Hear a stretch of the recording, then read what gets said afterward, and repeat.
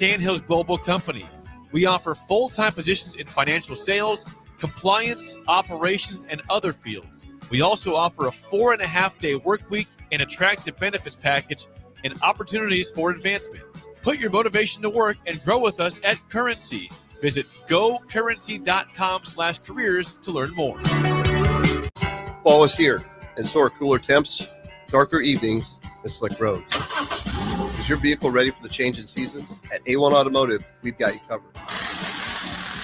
From tire checks, brake inspections, batteries, and heater systems, we make sure your car is road ready for the Nebraska winters ahead.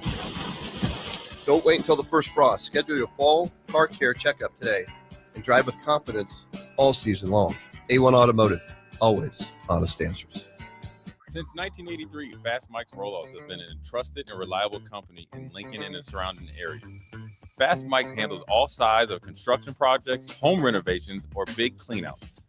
With the perfect size dumpster to fit your needs, Fast Mike's Roll-Offs will haul it all. With same-day delivery in Lincoln, affordable rates, and top-notch service, Fast Mike's Roll-Offs make cleanup quick and easy. Call now at 402-450-6828 or visit us online at fastmikesrolloffs.com. Book your dumpster today. Fast Mike's Roll-Offs, cleanup made simple. Are you ready for a new opportunity? Check out Sandhills Global. Join a dynamic team where your skills are valued and your career can soar. We offer full-time positions with a 4.5-day work week, competitive pay, excellent benefits, and a positive work environment. From IT and marketing to sales and finance, we're looking for talented individuals like you. Apply today at sandhills.jobs and take the first step towards an exciting future. That's sandhills.jobs. Don't wait. Apply now. This is Lincoln's home for sports talk on the FM dial. Also online at theticketfm.com. On the internet, KNTK FM Firth, 93.7 The Ticket.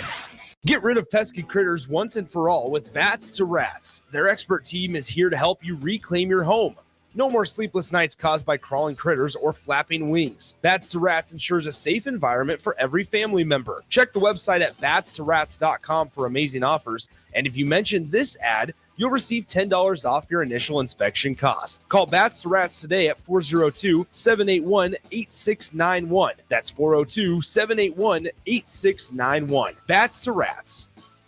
With your weekly high school sports update, I'm Nick Sainert. Capital City Schools had a respectable showing last Friday with Lincoln High beating South Sioux City 26-21. Lincoln Northeast stayed undefeated and improved to 4-0 with a 35-27 win against North Platte. Lincoln North Star blew out Omaha South 57-8, and in an inner-city matchup, Lincoln East shut out Lincoln Southwest 20-0. We now turn our attention to Week 5 action this Thursday and Friday night with Lincoln Southeast traveling to number 1 Millard South, Lincoln Northeast hosts number 6 Omaha North, and number 4 Kearney versus number 10 Lincoln East this Friday night. This has been your weekly high school update on 93.7 The Ticket and theticketfm.com. Comfort food, but make it vegan. At Rutabagas, they're serving all your crave-worthy classics. Mac and cheese, loaded nachos, Philly cheesesteaks, all 100% plant-powered and 100% delicious. Catch them at their cozy spot at 70th and Vine, or find their food truck rolling through the streets of Lincoln. So whether you're vegan, veg curious, or just hungry for comfort food with a twist, Rutabagas has a plate waiting for you. Find them on Instagram for their food truck location and specials. Rutabagas, where comfort meets compassion. With your weekly high school sports update, I'm Nick Sainert. Capital City Schools had a respectable showing last Friday with Lincoln High beating South Sioux City 26-21. Lincoln Northeast stayed undefeated and improved to 4-0 with a 35-27 win against North Platte. Lincoln North Star blew out Omaha South 57-8, and in an inner-city matchup, Lincoln East shut out Lincoln Southwest 20-0. We now turn our attention to Week 5 action this Thursday and Friday night with Lincoln Southeast traveling to number 1 Millard South, Lincoln Northeast hosts number 6 Omaha North, and number 4 Kearney versus number 10 Lincoln East this Friday night. This has been your weekly high school update on 93.7 The Ticket and theticketfm.com. The party is back on in Lincoln this fall, and there's no party like the A1 Automotive Ticket Tailgate pregame show. Join the whole Ticket crew for 2.5 hours of pregame coverage before every home and away game this football season as they get you ready for the game. It's the A1 Automotive Ticket Tailgate pregame show at our downtown studio at 11th and O. Sponsored by Select Plumbing, Raising Cane's. Wall-to-Wall Wine and Spirits, Elway Power Sports of Lincoln, Currency, and the Kindler Hotel. Coming at you live from the heart of Lincoln, America. This is Old School, sponsored by the Mercado by Certified Piedmontese. Nebraska Football Hall of Famer Jay Foreman and Austin Orman. Old School with Foreman and Orman on 93.7 The Ticket and theticketfm.com.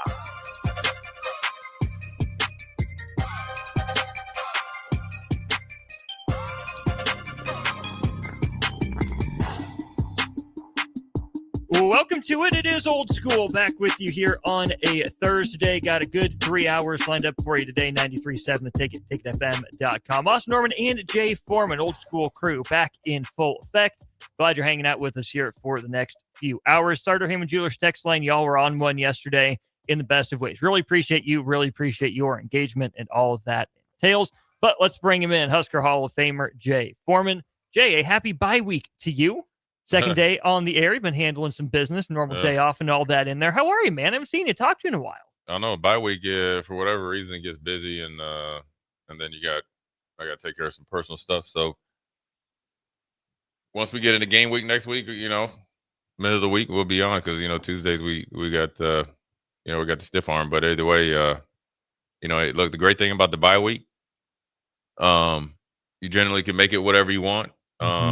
You want to get something out of it. You're going to be there and all that stuff. I think it really for Nebraska, it comes at a good time because you can really sit back and evaluate your team in various forms, right? You had various teams that you played. You probably had a Cincinnati team, generally a good team to start with, gave you a little bit tougher contest than you like. And then you had, 2 layups and 2, live scrimmages against the lesser opponents or whatever. And that's not to, take anything away from them, but Nebraska was significantly better than both of those teams. And then you played a, more than game team that Michigan that, showed you some things.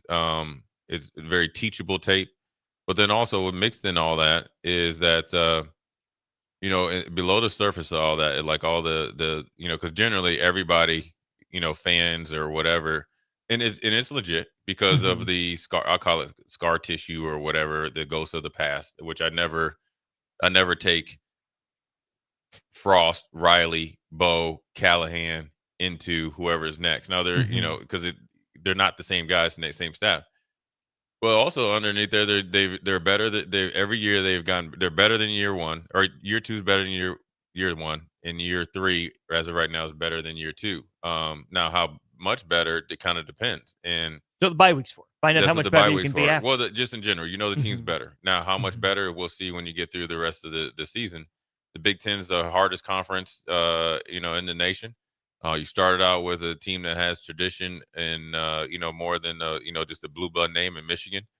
And, you got to take your learning lessons. You got to really, you got to continue to learn from the things you do well, because what you don't want to do is just go to the, I guess I'll just say the right, but I don't get an apology. Just go to the right and just focus on, all right, well, we didn't do this and all that. You got to really, really hammer that, right? You got to turn that negative into or weakness that is not, more neutral. And then also you want to look at, like, how can we get a little bit better at what we do well, right? Whether it's the short area passing game. This is what we do well. This is what teams are going to try to take away. How can we stick to our bread and butter with a twist? How can we get to it different ways? How can we still do it the same way, but do it better? And here's a simple adjustment that you can do. You could really study how I throw, like if I'm a quarterback, you're a receiver. Okay, how can I make it or Austin's job that much easier? How can I put Austin in a position against man-to-man coverage, bracket coverage, matchup zone, catch zone, standard zone, and go through all the different coverages as well? Within your route tree, what can I do? What can I, you could be home and, at your house and say, Austin, hey, look, when we run this, we used to call it a fin or NIF route. Essentially, it's an option route where you option off whoever's your defender. Okay, if I get this now and it's a blitz, and I give you a little heads up now, This is going to be low and outside because number one, I'm protecting you. Number two, we got to slow them down off the blitz, but we got to get a completion as we get a positive yards, right? So then you can think of, okay, can I be better with my footwork, or can I be better in this? And this is all while you're doing good stuff, or whether you're getting first downs or whatever. And then you got to really, see, okay, well, what can I do better individually so the team can operate collectively? But all that being said, everything that you do has to be for the purpose of winning, because that's the most important thing. The guys that live forever, the great players, the Jerry Rices, the Joe Montanas, the Tom Bradys, the whoever, the Jordans, the LeBrons, the Kobes, and the Kareem Abdul-Jabbar. You can go through all the different names. Every sport is generally based on their winning. Their stats become that much better when you win. Yeah. Nobody remembers Dave Klingler. Do you know who he is? Do not know who he is. Right. He threw for like 80 million yards for the Houston Cougars. A really good, like a good college quarterback who wasn't able to win anything. The separation, the difference, and I'll just go like with that, the Houston Cougars. The difference between Dave, I think it's Klingler, and Andre Ware. Andre Ware won some more games, and he won the Heisman. Now, that's an individual award, but he won more games. He got the reward for the team's success. Yeah. In fact, the team was better. And within reason. You had to do something special to be able to win a Heisman at that point in time in Houston. And so all I'm saying is that, when you win and that the focus becomes on winning, it's that's what you got to really, get out of the bye week. You got to, get happy and healthy. You got to get refocused. You can't look at it as completely off. And I'll get on the soapbox a little bit. Right, well, it's just a week without a game. Yeah, but I'm gonna get on the soapbox a little bit. Okay, look, you two. If I was talking to young kids, you are too young to talk about you're tired. All right, you don't know what tired is. You're getting paid, but when you really think about it, and I remember my grandfather used to tell me about that or talk about this. He said, "Listen, there's somebody that got up at 5:00 this morning, and he's not getting home until 8." You know what I'm saying? And that same thing now. There's somebody that's really tired, and so you're not tired. Yes, you're physically compromised, but you got a bit nice facility and some smart people over there that are gonna get you back to 100. And for every day. And also, let's not forget, you don't have a game this weekend, but it's a great way to still be engaged, but then also get some away time. But you're never away from football if you love it. You're never away from it from your job if you love it. That's the honest to God truth. And everybody needs that's why they got the bye week. You get a little time to do it, but don't think it's like, okay, now I'm gonna go party and then I'll just fix it next week. Because as you're, say Austin, you're coaching me and you're like, all right, Jay, I need you to be a little bit more. I need you to be better in your pre-snap. This is defensively, pre-snap communication, pre-snap alignment, and know the defensive system a little bit more. If I'm not even thinking about football, or if I'm not even thinking like watching football, I'm missing out on an opportunity to make it that much better, be that much better of a player. And that's why the bye week's important. It's not just to get time off. Sure, they're going to probably be out recruiting, and that's what you always do during the bye week. But more importantly, the best recruiting tool, the best negotiating tool to get more money in the NIL, space, or whatever it is to come out of this bye week a better player. And it necessarily isn't correlated to stats, because the better that stats are the byproduct. Yes, and they'll come. I mean, you can play really good, and have 4 tackles. I can get 10 tackles and play average, and we lose. What do you want? Because actually, them 4 tackles probably, after you watch the tape, are probably like 8. And then and then on top of that, you probably made 4 or 5 championship winning plays. What I mean by that is I took my guy, defeated him, defeated another guy, and there's Farley or whoever cleaning up, and he's getting a tackle for loss that flipped the game. Or picking up the fumble, take back for the touchdown, just as a random offhand example. Don't know if that ever happened. It did. Or he picked up everybody else's fumble. Or this. Or I have a really good drop against, say I have a really hard drop. And that means I gotta, play through 3, come down late on 2, or whatever it is, right? I'm in the compromise, but I do it so well that the quarterback panics and goes backside and you pick it off. That ain't in the stat sheet. Yeah. But I do it better based on what I do in the bye week. So it's a huge a week for the team that still has, aspirations to do big things. It absolutely is a huge week, and we can't draw any conclusions about the bye week until we see how Nebraska comes out against Michigan State and beyond.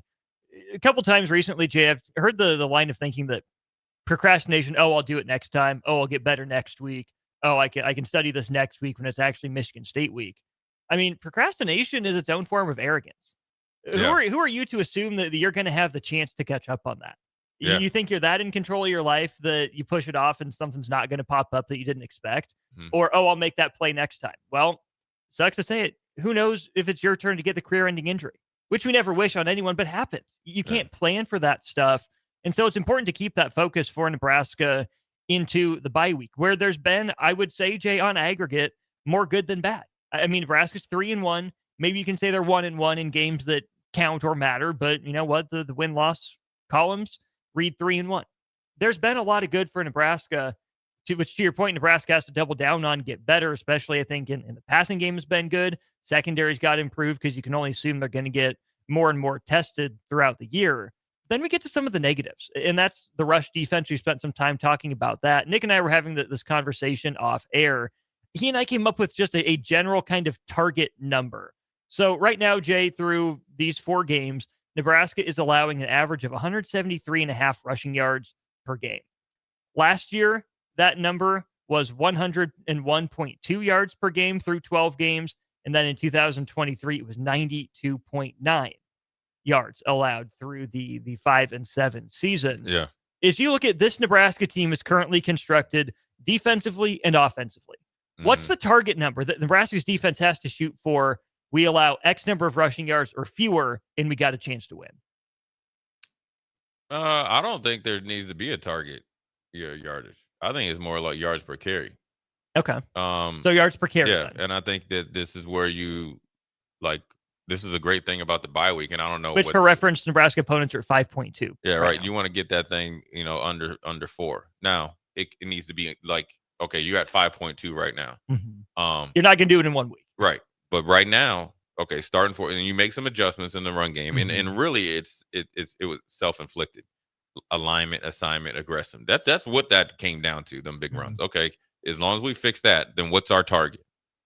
You know what I'm saying? What's our target? And then you really dive into details. If you have a light box or essentially cover 2 or any type of like defense like that, you want to do it. Then you want to make sure that you include or exclude the quarterback runs based on the team that you're playing, right? Because you could be doing really well against conventional runs, and the guy bust off a 60-yard runner. Then that, you got to keep it all in reality, but definitely below 4, and you want to keep, inching towards it. And so you reset your goals. I'm sure you had goals coming into every game up until this point. Then you check them off whether you got them, right? Points per game, kickoff returns, all that stuff, right? Well, then you reset your goals right there. And then you have in mind how you're going to do it based on what you fixed or addressed through the bye week. You know what I'm saying? Because it's like, just say you're a pitcher, right? And say, before the All-Star break, your ERA is like, just say it's an 8. Well, and the All-Star break is hard because the season's almost done. But just say you're at the third part of the season, and my ERA right now, because I got lit up a couple times, is 8. Well, then the rest of the season, I'm like, I don't know, I'm giving up 2 runs at, you know what I'm saying, 2 runs, but I'm still at the end of the season at 5. Which is it? It's no different than when the Colts went on that Super Bowl run. Bob Sanders not in there, and it was the worst defense in NFL history. He comes back, it's one of the best. They went on a run, a magical run. It's no different. A year after I left the Giants, when I was there, Eli's turning the ball over like at an astronomical rate. He finds a way to really hone them, the turnovers down. You win a Super Bowl. And so you got to reset your goals. I definitely think it's underneath 4. And obviously you want to, make sure you want to try to, the best way to do it is try to keep them. I think the magic of numbers are like 26 carries or less. You know what I'm saying? And that would put you right around the numbers like 100 or whatever. The reason why you want to keep them at 26, I think I'm trying to jog my mind back when I played, obviously a long time ago, and I got some issues. But 26 or around there or less is because once you're at that threshold, that lets you know you're controlling the run game. Yeah. You know what I'm saying? They don't feel like they can run any more than that. Because you don't want to get into 36 rushes. And sure, you can be at 3.6, but they're bleeding you. You know what I'm saying? They're hitting you. You know, they need 3. They get 4. That's it. It's kind of like that old, like, remember a few years ago during the COVID year, the Gophers, you know, when they kind of got in, remember they came down here with like 45 players and they just, you know, that's it. It was 4 yards here when it was 3rd and 3. It was 6 yards here. Yeah. It was 2 yards on 3rd and 1. So I think you need to keep it below 4. And obviously I think if you control that on top of obviously not giving up explosive plays in the passing game, then you're really putting in a position there where you can be, whatever their, yearly goals of 8 regular season wins or more. What's your target number for the Nebraska offense in terms of yards per carry then? If a defense wants to hold under 4. Yeah, definitely. Well, as a conventional run, I mean, obviously we don't have a lot of quarterback run. I would say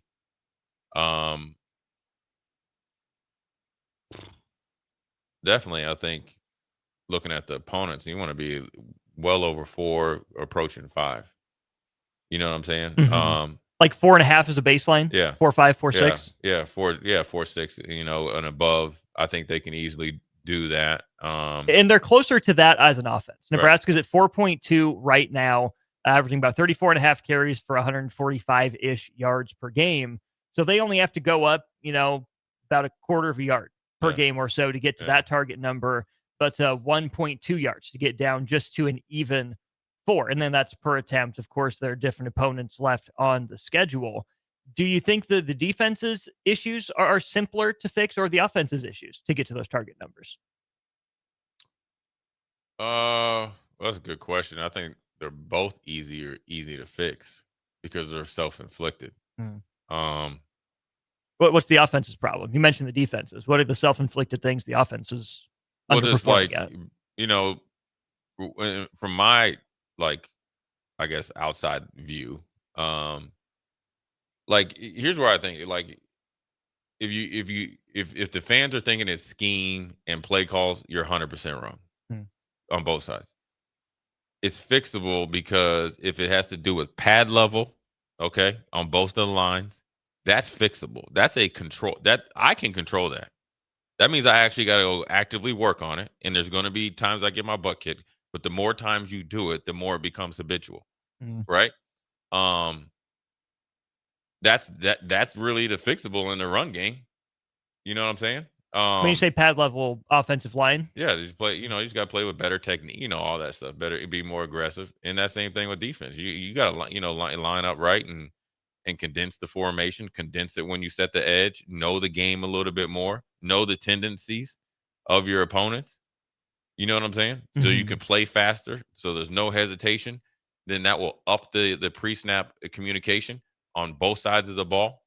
You know what I'm saying? And then some guys, need to step up, whether it's whoever's in the backup running back position. At some point in time, you got to grow up here, right? At some point in time. Yeah. Because here's what I would say to whoever, right? And obviously they're younger than Emmett. Okay. You can't tell me you're a young player because you would tell me you need to play as a young player. You get what I'm saying? Yeah. So it's not an excuse at your convenience. You can't be young when you want to be and experienced when you want to be. There is none because, I was able to start as a freshman. There's a lot of guys that had to wait their turn. You got to work while you wait. You're getting a tremendous opportunity to earn some playing time. The head coach is asking you or, trying, you know what I'm saying? He's begging someone to step up right and help your starter out and help your team out. Help you out. Right. So it's not like they, they're not athletic enough. Well, then are you tough enough? Or are you smart enough? Or are you willing to put in the extra work or whatever it is that you're not doing well at? Sure. we can say the offensive line can, we need holes as wide as O Street. That don't happen unless they mess up. So you have to execute at a higher level. You actually have to be more consistent at a higher level. Because if you're not playing right now and the head coach is asking, like we need I guess a relief pitcher, and there's the same three guys, and I'll even take Mosey out of it because he only been playing running back since like June. Yeah. Okay. So he's getting a little bit of grace, and he's just a true freshman. Them other two, you've been here. Get it going.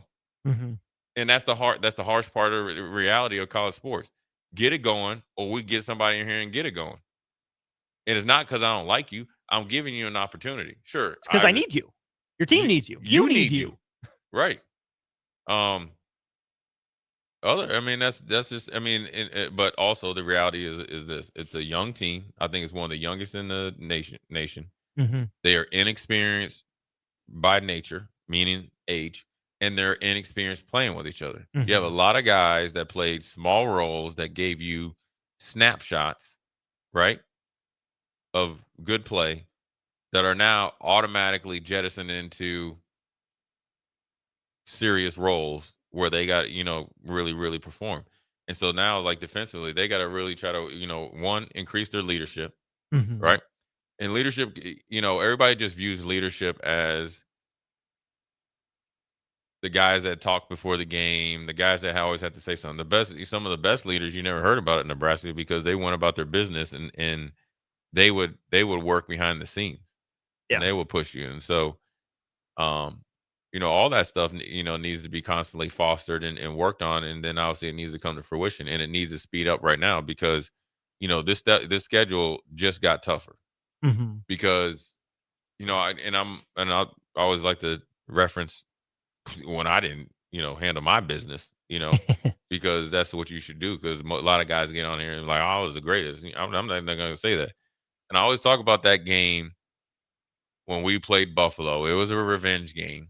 And I never viewed myself as a selfish person, but I selfishly I played selfish. And getting caught the second one, trash talking, it was a league thing. Hey, that happens all the time. Yeah. I mean, I came out the womb talking junk, right? So, and I played against a lot of guys. I got a lot of guys that I played against talking junk.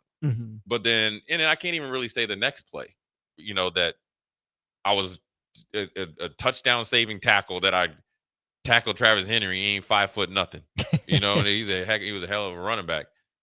My point is this. I remember one of the refs came up to me and we had a bye week. Okay. And then finally I got, had some tough talks with myself, and, my agent was great, my dad and uncles or whatever. Then we played Cleveland. And I remember talking to him, and then Tim Couch tried to get in my face or whatever. Of all people. Right. It was like, dude. And I just kept it moving just because I didn't have any, like, malice behind the last game. I was a big part of it. It just happened. Everybody wanted to blame me, but you bust cover 4, you bust cover 2. They ain't got nothing to do with Jay. But, anyways. And we hadn't won. But I remember this ump came up and talked to me. He said, listen, for the next 2 weeks, refs are going to be looking to throw flags on you. He's like, next 2 to 4 weeks. He's like, I'm just giving you a tip. He's like, I've been, and he had reffed some of the games in college. He had reffed all my 4 years in Buffalo. You know what I'm saying? So he was just, he's like, hey, I understand. He was cool. He's an ump, and sometimes you conversate with those guys, and it's not a friendship, but it's a respect level. Yeah, that are there. And the reason why that's important. You just played a game where you didn't play up to your standard. Forget Michigan. You didn't play up to your standard, right? So it's on tape. So now you have to understand Michigan State, and then we play what, Maryland? Maryland. Yep. Okay. So Michigan State, Maryland, let's just throw Minnesota in there. And then Northwestern. And then Northwestern. So them next 4 teams all just feel like they got better, or they got a better chance now. Now, it's up to us or them or the players to make it not a reality. Yeah. But I'm speaking in reality. You know what I'm saying? And so they're thinking they're Michigan. And that's how the psychology of football works and how it all works. And so it's a great opportunity to shut the door right away. You know what I'm saying? Say, okay, we're going to come out in this next game against Michigan State and just obliterate them in the run game and then defensively and offensively. And then that's where you're at. But you cannot, like, gloss over that. Right. You cannot minimize the importance of where we're at. You get what I'm saying? Mm-hmm. And you got to be honest with yourself. Right. But that's where you can, if you got tangible goals and you really reset without being blind. Mm-hmm. You know what I'm saying? Yeah. You reset the goals. And sometimes I know you're going to get some. You can't say, all right, we're resetting the goals so we forget about everything else. That didn't happen. Oh, yeah, it did. Yeah. Right? But we can move forward.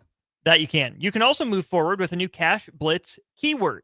Text the upcoming word to 508-777-1000 or head to our website and click on Cash Blitz to enter today's keyword. Party. P-A-R-T-Y.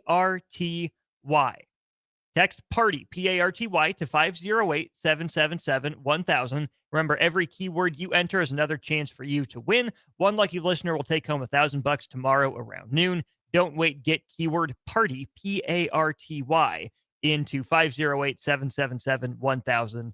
Now, you got a chance to do that over break. You got a lot of questions on our Starter Heyman Jewelers text line. Yeah, we're going to get to your question. We're going to get it. Don't worry. We're getting to you right after this on Old School. You're listening to Old School with Jay Foreman and Austin Orman. Download the mobile app and listen wherever you are on 93.7 The Ticket and theticketfm.com. Are you ready for a new opportunity? Check out Sandhills Global. Join a dynamic team where your skills are valued and your career can soar. We offer full-time positions with a 4.5-day work week, competitive pay, excellent benefits, and a positive work environment. From IT and marketing to sales and finance, we're looking for talented individuals just like you. Apply today at sandhills.jobs and take the first step towards an exciting future. That's sandhills.jobs. Don't wait, apply now. Hey Husker Nation, this is Todd Euler, two-time national champion, here to talk to you about Window World Lincoln. At Window World, we specialize in replacement windows, doors, siding, and roofing. Whether you're looking to enhance the beauty of your home or increase its energy efficiency, we've got you covered. And here's the best part. We offer the best for less. Our team is dedicated to providing top quality products and exceptional service at affordable prices. We want to earn your business and make your home improvement dreams a reality. So why wait? Contact Window World Lincoln today at 464-7313 or visit our website at windowworldlincoln.com. Window World Lincoln, where quality meets affordability. Since 1983, Fast Mike's Roll-Offs have been a trusted and reliable company in Lincoln and the surrounding areas. Fast Mike's handles all sides of construction projects, home renovations, or big cleanouts. With the perfect size dumpster to fit your needs, Fast Mike's Roll-Offs will haul it all. With same-day delivery in Lincoln, affordable rates, and top-notch service, Fast Mike's Roll-Offs make cleanup quick and easy. Call now at 402-450-6828 or visit us online at fastmikesrolloffs.com. Book your dumpster today. Fast Mike's Roll-Offs, cleanup made simple. Sometimes good people make mistakes. When you find yourself in need of an attorney, call Liberty Law Group. The attorneys at Liberty Law Group will defend you in court and protect your freedom to get you the best possible outcome and the justice you deserve. Trust your freedom to Liberty Law Group, the best criminal attorneys in Nebraska and Iowa. Call them today at 877-404-5238. That's 877-404-5238. Or check them out online at libertylawgroup.com. Advanced Medical Imaging is hosting their third annual Breast Cancer Awareness Walk on October 11th at 7601 Pioneers Boulevard. Hear inspiring stories from survivors, enjoy local food truck vendors, a live DJ, and other family-friendly activities as we unite to bring awareness about breast cancer. Check-in begins at 8:30 a.m. with the walk starting at 9. Register your team today for Advanced Medical Imaging's third annual Breast Cancer Awareness Walk online at amimaging.com. Let's walk for those we've lost, for those still fighting, and for a future without breast cancer. MWR is dedicated to building attractive, affordable steel buildings that exceed your expectations. From commercial to residential to agriculture storage, steel buildings are cost-effective, attractive, and versatile. Plus, they're a lasting investment and an ideal choice. MWR uses Sentinel Building Systems out of Albion and can service you all over the state and region.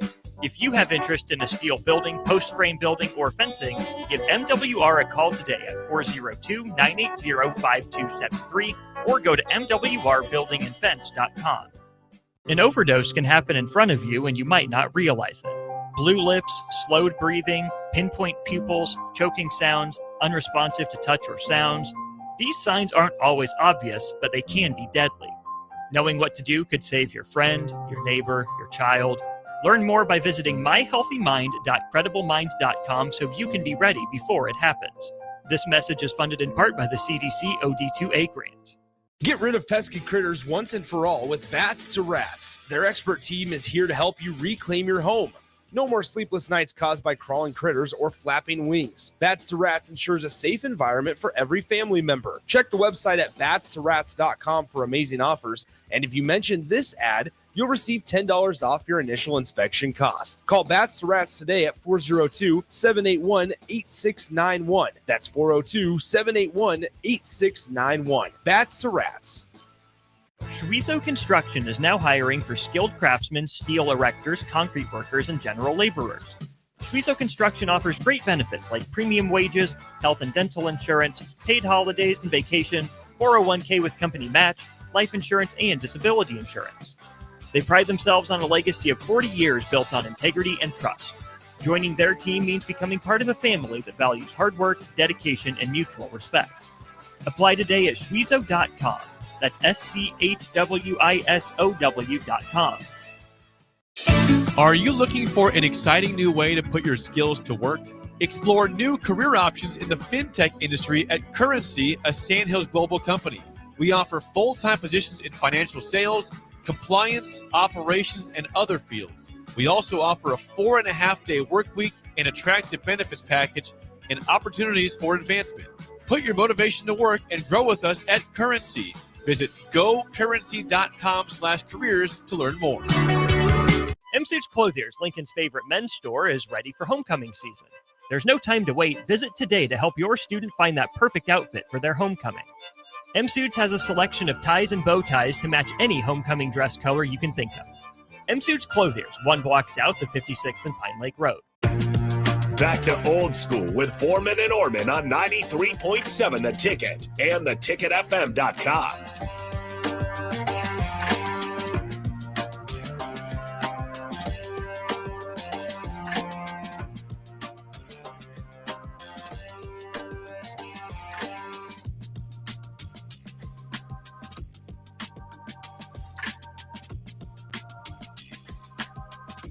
Oh, we're back. It's old school. Austin Norman and Jay Foreman. Let's just jump right into the Sartor Heyman Jewelers text line. You guys got a lot of questions. Let's go ahead and get to it. On the offensive line, Jay, from 1508.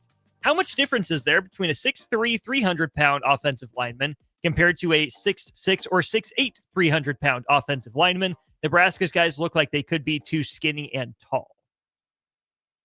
Oh, I don't know about all. I mean, all this depends.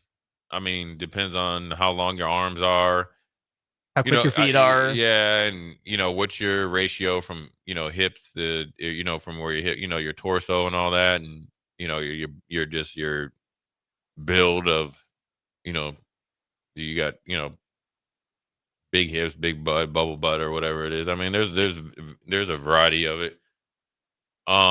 I think it's a little bit harder when guys are tall to be able to, play low and get underneath guys. But I'm going to tell you what, man, if you guys ever want a chance to see a really good, tall offensive lineman, number one, I went against Jonathan Ogden. He was throwing cats out the club. Big fella. Hey, he got my boy Troy Evans. I'll make it. And I ran around him. I said, listen, man, you can go ahead and try to get into him. You're not. But it is a little bit harder.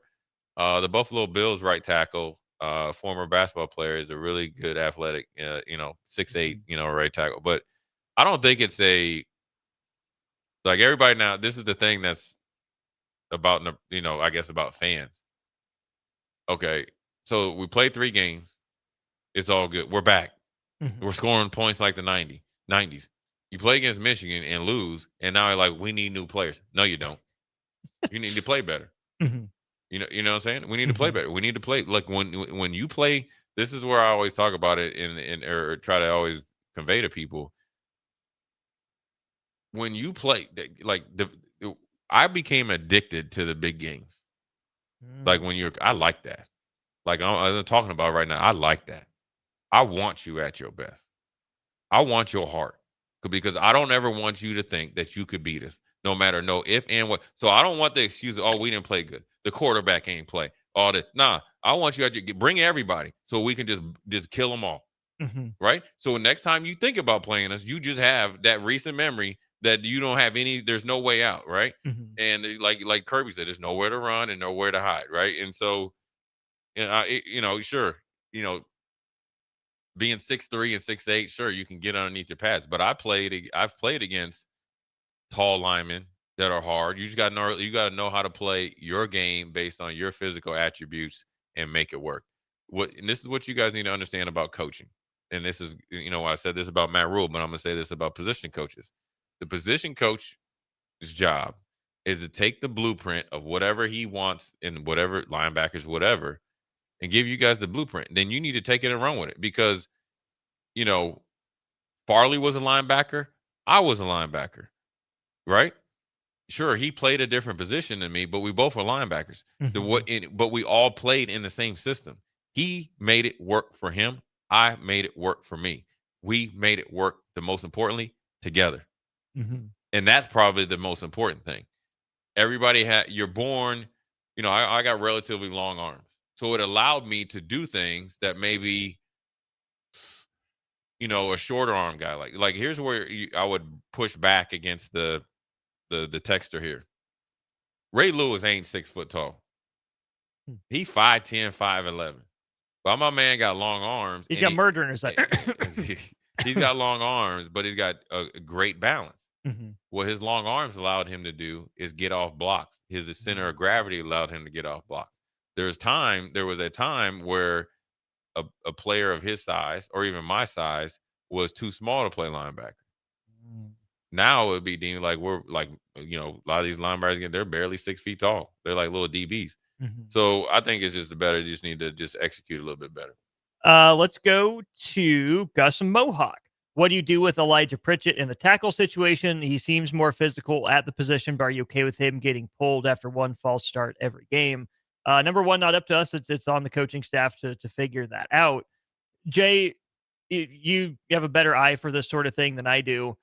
Is there a clear difference at the tackle position between the guys Nebraska's rotating between? Has one guy stood out positively or negatively? And if so, who is that to you through 4 games? I don't know. I don't get to watch him. I haven't watched. I don't really know. Obviously, I would say there hasn't because they all play. Yeah. Now I think it was just Gatula and Pritchett last game, right? So then that just obviously narrows it down to those two. So obviously, it's safe to say, that those two probably have separated themselves. That's an assumption. Now I don't know is because if Turner was playing tight end, sometimes he plays like big tight end. So yeah, I'm just gonna assume that.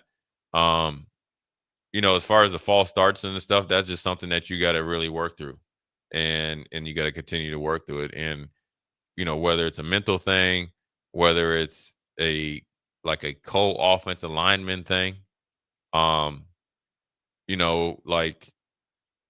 think Henry, for whatever reason, kind of settled down Bryce Benhart last year, just from a jumping off sides thing. He did. I think Bryce mentioned it. That's the only reason I said it.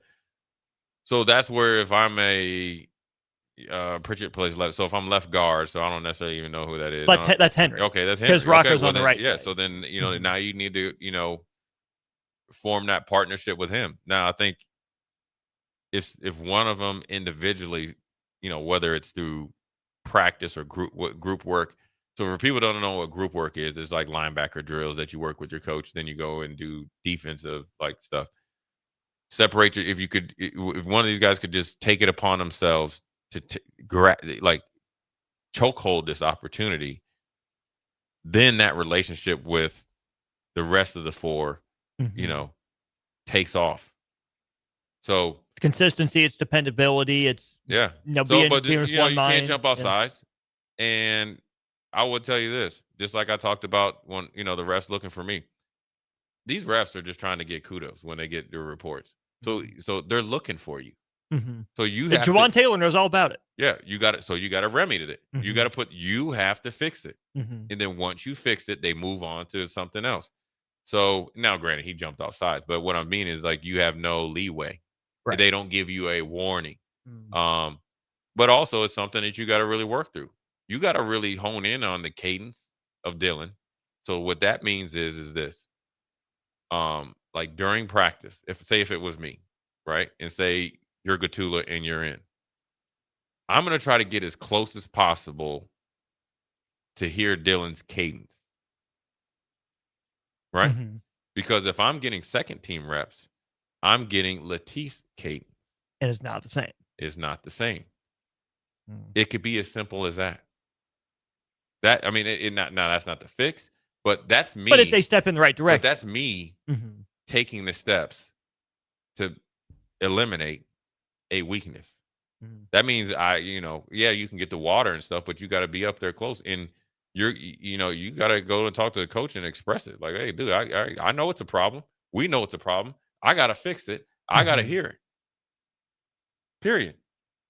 And then everybody else has got to help him with it. It can't be one of those things like, we're going to keep you over there because you're going to need that dude. And he needs you. And he needs to play. And he needs to play better. We need you to be the dude that you're supposed to be. Now, whatever that is. Now, if you got to get better, what you got to take care of individually, you need to take care of it. I won't be on no vacation. No. Not at this point. Yeah. I mean, it's not early in the season anymore, but it's sure not late. There's still enough time for you to say, you know what? I'm tired of the rotation. I'm going to be the guy. I'm going to own my future. Everything in my power. It's that part. Everything in my power. Sometimes you just don't have it in you. You try your best. You don't get there. But learning the cadence seems like something that's in your control. Yeah. I mean, maybe that's it. I mean, you got people always have like these, like people have, definitely a filtered memory. You remember Cam Jurgens was having snapping problems. Then eventually he fixed it. So it was something that he worked on. Do you think he fixed it by standing on the sideline? What do you mean? He fixed it by reps. Yeah, he fixed it by doing 1,000 million times. Yeah. Yeah. And so that's what you have to do. And so that's what he needs to do. And I will say this. Right now is a perfect time to try to rewrite your story if I'm Elijah Pritchard or the whole team, or just in particular, we're talking about the offensive line. Here's why. Right now, there's like the whole thing is like, oh, you haven't done what you're supposed to do, X, Y, and Z, right? Whether that's 100% factual, somewhat, or none at all. It's somewhere in between, right? There's always three sides of the story. His story, I guess I wouldn't say the coach's story, but then in reality, there's right? But somewhere it's not exactly what is supposed to be happening. But if he goes and actively gets better at it, and then he starts to play better, then the team starts to play better, everybody at the end of the season is like, man, that dude really got it to the grindstone. And then guess what they're gonna say? Oh, the coaches, they really did it. They the same coaches that everybody talking about getting rid of. They the same players everybody talking about getting rid of, or whatever. And that's why fan is short for fanatic. They crazy. Oh yeah, sometimes in a good way, sometimes in a bad way. It's all right. It's part of the business. It's part of the deal. And it's really part of it when you get paid. Hey man, that dude came. Hey, he gave me the business when I was getting my cable done. All right, he's standing out in 30 minutes, and he's giving you the business. Oh, he ain't even been no 30 minutes. It was just right off the rip. Pleasantries. Hey man, I've been wanting to ask you how you missed that tackle against Sean Alexander on third down. He said you better than that. You see Sean Alexander and his wife just had their 14th? Hey, Sean Alexander, listen, brother. Okay, I don't know what you're doing. Oh, I know what you're doing. It's too much. You're doing way too much, man. Bro. Like, we're pro-natalist here, but 14 of them? That's just like, it's like in a Christmas card. Here go another one. Annual. Yeah, I did it again. Just send it to him. Merry Christmas. No need for baby shower this time. We're good. Boy, just imagine you the grandparents. I'll be hot as fish grease. You can't spoil them. There's too many of them. That's when you just start naming them. Come here, number 8. Because you ain't getting no names right. No. You ain't getting them names right, man. So, but back to, let's get one more text before we go, and we'll get back. Old Dad 34, do you think we need to tackle more in practice? I don't know. I mean, sure. But I think really when it comes down to it, the best tackling teams do everything outside of the end product to make the end product easier. And I'm gonna say this. I remember I was talking to my dad or something. So in all my years in the NFL, I probably had 2 tackles a year where they were just clean. And that's counting 2 like crappy years. So there was like the average, like 20, right? Mm-hmm. I didn't play 10 years, but just say about 20. Yeah. Mm-hmm. Every other tackle was just get that dude down. By any means necessary. Hustling to the ball, simple stuff of angles and aggressiveness and the little kind of nuances of it. Mm-hmm. So yeah, sure, you could tackle more to the ground. But also I think condensing the formation, condensing where somebody has to come out of coverage or the second level, and all that is pre-snap stuff. You know what I'm saying? I think everybody's focused on the end stuff, right? Long runs. Mm-hmm. And they're saying, okay, well, the safeties need to tackle better. Okay, well, I would argue, or I would tell you from experience, this is where I will tell you I got experience because I've been on this side, is all those plays you can handle or have a better chance of stopping when you handle your business. Mm-hmm. So you handle your pre-snap business, your controllables, and then we can really hone in on the uncontrollables and how to really, do better that way. Absolutely. We are giving away $30 to Buffalo Wings and Rings when we get back to Old School, wrapping up hour 1 of the show. More Husker football ahead, as well as Thirsty Thursday coming up at 4. Some NBA headlines to get to as well. Fred VanVleet out for the year. And is Zion Williamson legitimately skinny now? It's kind of funny. We'll get to that at 4:30. $30 to Buffalo Wings and Rings, where Zion Williamson has probably not eaten in a while after this. Watch Old School live on Facebook, YouTube, or Twitch. Old School with Foreman and Orman on 93.7 The Ticket and theticketfm.com.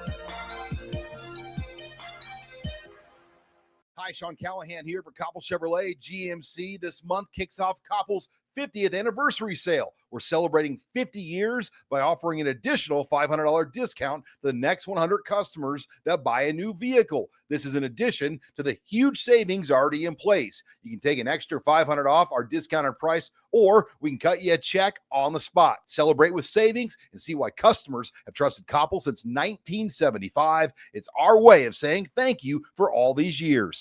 Experience an electric vehicle firsthand at LES's EV Ride and Drive, September 28th at the LES Operations Center. Registration is open now, but spots are limited. Visit les.com/drive to reserve your drive. Ready to score big with your projects? Look no further than Edward Stone, the MVP of natural stone for over 2 decades. Edward Stone is cranking out over 30,000 square feet every week and offers a winning lineup of over 70 quality natural veneer stone selections. Their unbeatable variety and experienced team will ensure your project is a success, whether it's a home renovation or a commercial build. And hey, they're not just about stone. They've got an all-star lineup of fireplaces, cast stone, brick, and much more. Swing by one of their locations in Lincoln or Omaha today and experience the Edward Stone difference, your reliable choice for over 20 years. 93.7 The Ticket, Fox, KFXL weather. Sponsored by John Henry's Plumbing, Heating, and Air Conditioning. The Lincoln forecast for today, patchy fog possible this morning. Otherwise, we'll see plenty of sunshine with calm winds. An afternoon high near 82.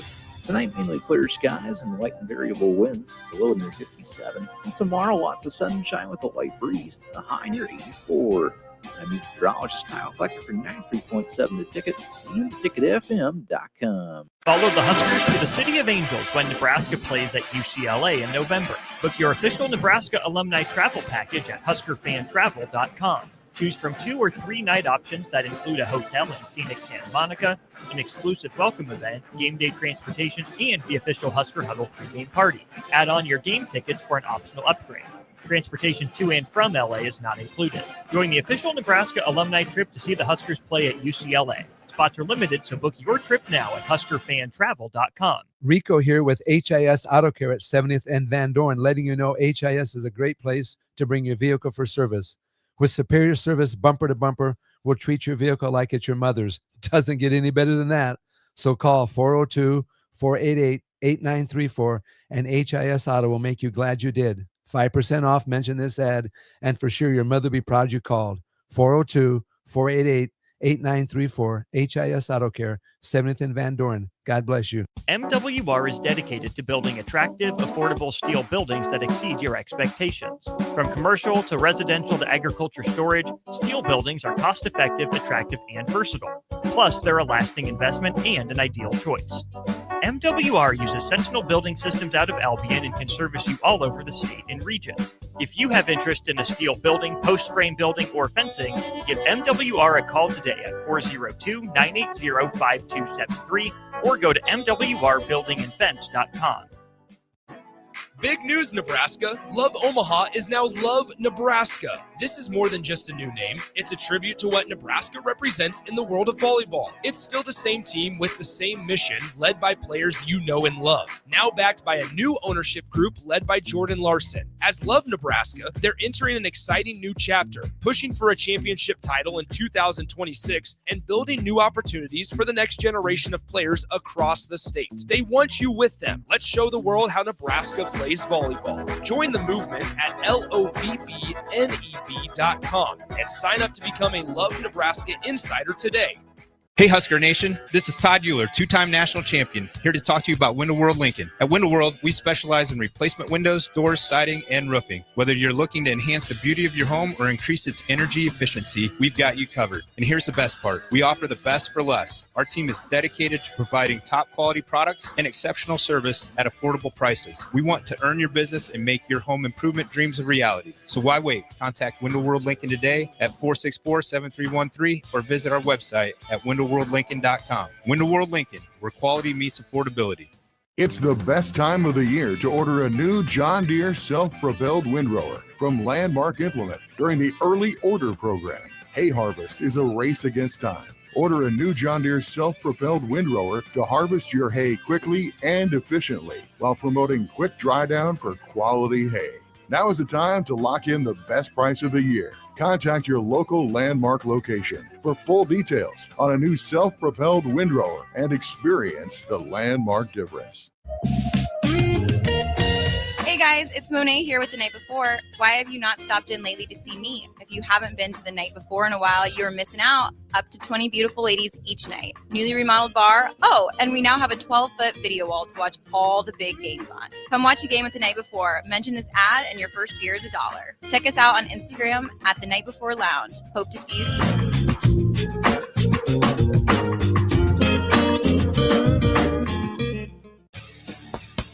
Are you ready to transform your body and your life in just 10 weeks? At Farrell's Extreme Body Shaping, our kickboxing challenge combines heart-pumping cardio, strength training, and proven nutrition coaching to deliver real results. Lose fat, gain strength, and feel more confident than ever. Spots are limited. Don't wait. Join the next Farrell's 10-week challenge starting October 11th and take the first swing towards a healthier, stronger you. Farrell's Extreme Body Shaping, results, not excuses. Join today, fxblincoln.com. That's fxblincoln.com. Rosie's Sports Bar and Grill, open for lunch and dinner at 1501 Center Park Road, just south of 14th and Highway 2. Back to old school with Foreman and Orman on 93.7 The Ticket and theticketfm.com. Your chance to win $30 to Buffalo Wings and Rings is now. Get your texting fingers ready, 402-464-5685. Jay, not sure if you saw this, but Tony Hawk sold a skateboard.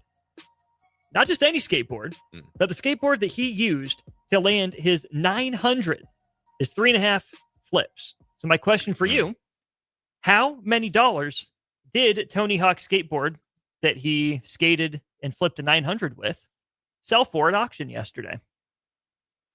Oh, million. Jay says $1 million. Final answer? Yeah. Okay, 402-464-5685. Texter number 4 with the correct answer.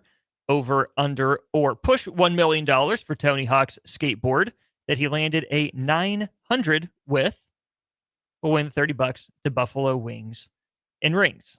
I will tell you, it is a lot more money than I would have ever guessed a skateboard would have gone for. Even Tony Hawk. One of those guys that you know the name, but like how culturally resonant is the name Tony Hawk? Like, you know him, but how many people like actually watched him? You know, like I feel like more people know the name than actually like paid attention to his skateboarding exploits. But he's an iconic figure, man. He is, absolutely. Yeah, he's a dude. I think a lot of people, like you said, know the name but don't know. I mean, he was a cultural icon back when I was young. Video games named after. Yeah, that's a skateboarder. yeah. He's a dude, man. He's a legendary. I mean, his name is Tony Hawk, but people know him as Hawk. Once you get that one name, you like Bron and Jordan, all that, Kobe. You there? He's that dude. He is. How much? And his skateboard sold for $1.152 million. Oh yeah. For a skateboard. I mean, there's people out there buying like stupid stuff for a lot of money. So I knew for him doing that, because they're thinking if I buy it for 1.1 now, heck, you could sell it in 2 years for 1.5, or you could just keep it. Yeah. Because you know what's going to happen. Whoever has that money, they got enough money to do that. That's something they're going to brag about in their man cave. And they probably have other stuff like that. Yeah. And the $1,152,000 are all going to Tony Hawk's charity. So there you go. Mud Dog. Yeah. You win. You win $30 at Buffalo Wings and Rings. Stop by the station and pick it up sometime in the next 30 days. Sometime in the next 5 minutes, Kevin Meyer, Myers Cork and Bottle, in for Thirsty Thursday, hour 2 of Old School, right after this. You're listening to Old School with Jay Foreman and Austin Orman. Download the mobile app and listen wherever you are on 93.7 The Ticket and theticketfm.com. It's game on at Elway Power Sports of Lincoln, Nebraska's premier power sports dealership. Stocking top models from Can-Am, Kawasaki, Honda, Polaris, CF Moto, Suzuki, Yamaha, Indian Motorcycle, Sea-Doo, and Triton trailers. Score big on our massive selection of Can-Am side-by-sides with rebates up to $3,000 on select in-stock models. Elway Power Sports of Lincoln has you covered all under one roof with a large selection of side-by-sides, ATVs, motorcycles, and personal watercraft at their 27th and I-80 location. They can't wait to get you set up for football season. Home for sports talk on the FM dial. Also online at theticketfm.com. On the internet. KNTK FM Firth. 93.7 The Ticket. At Fairway Meat Market, you're family. And as part of the family, they want to save you money on your meat and groceries.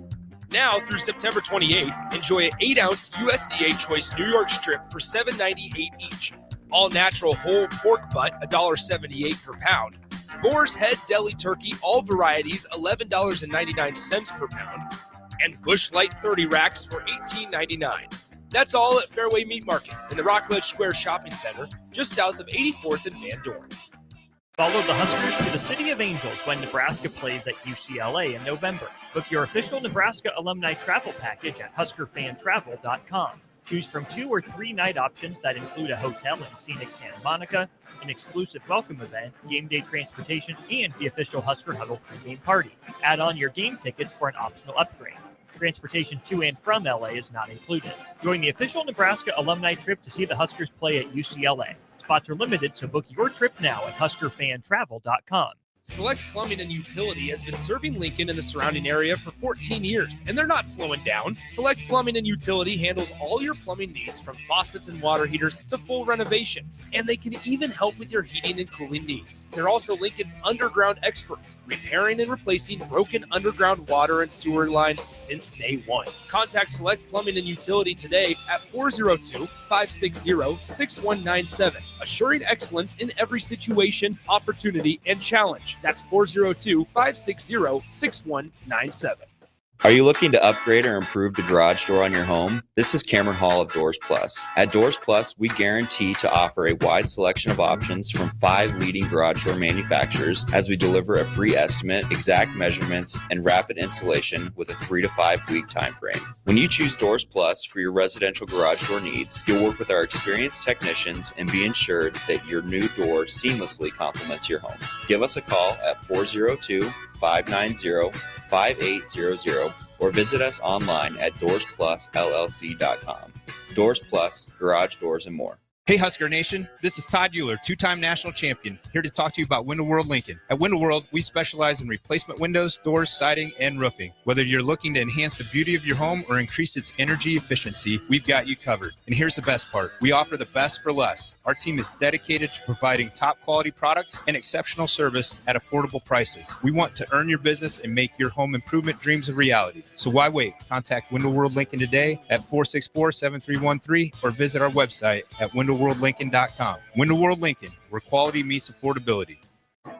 Big news, Nebraska. Love Omaha is now Love Nebraska. This is more than just a new name. It's a tribute to what Nebraska represents in the world of volleyball. It's still the same team with the same mission, led by players you know and love. Now backed by a new ownership group led by Jordan Larson. As Love Nebraska, they're entering an exciting new chapter, pushing for a championship title in 2026 and building new opportunities for the next generation of players across the state. They want you with them. Let's show the world how Nebraska plays volleyball. Join the movement at lovneb.com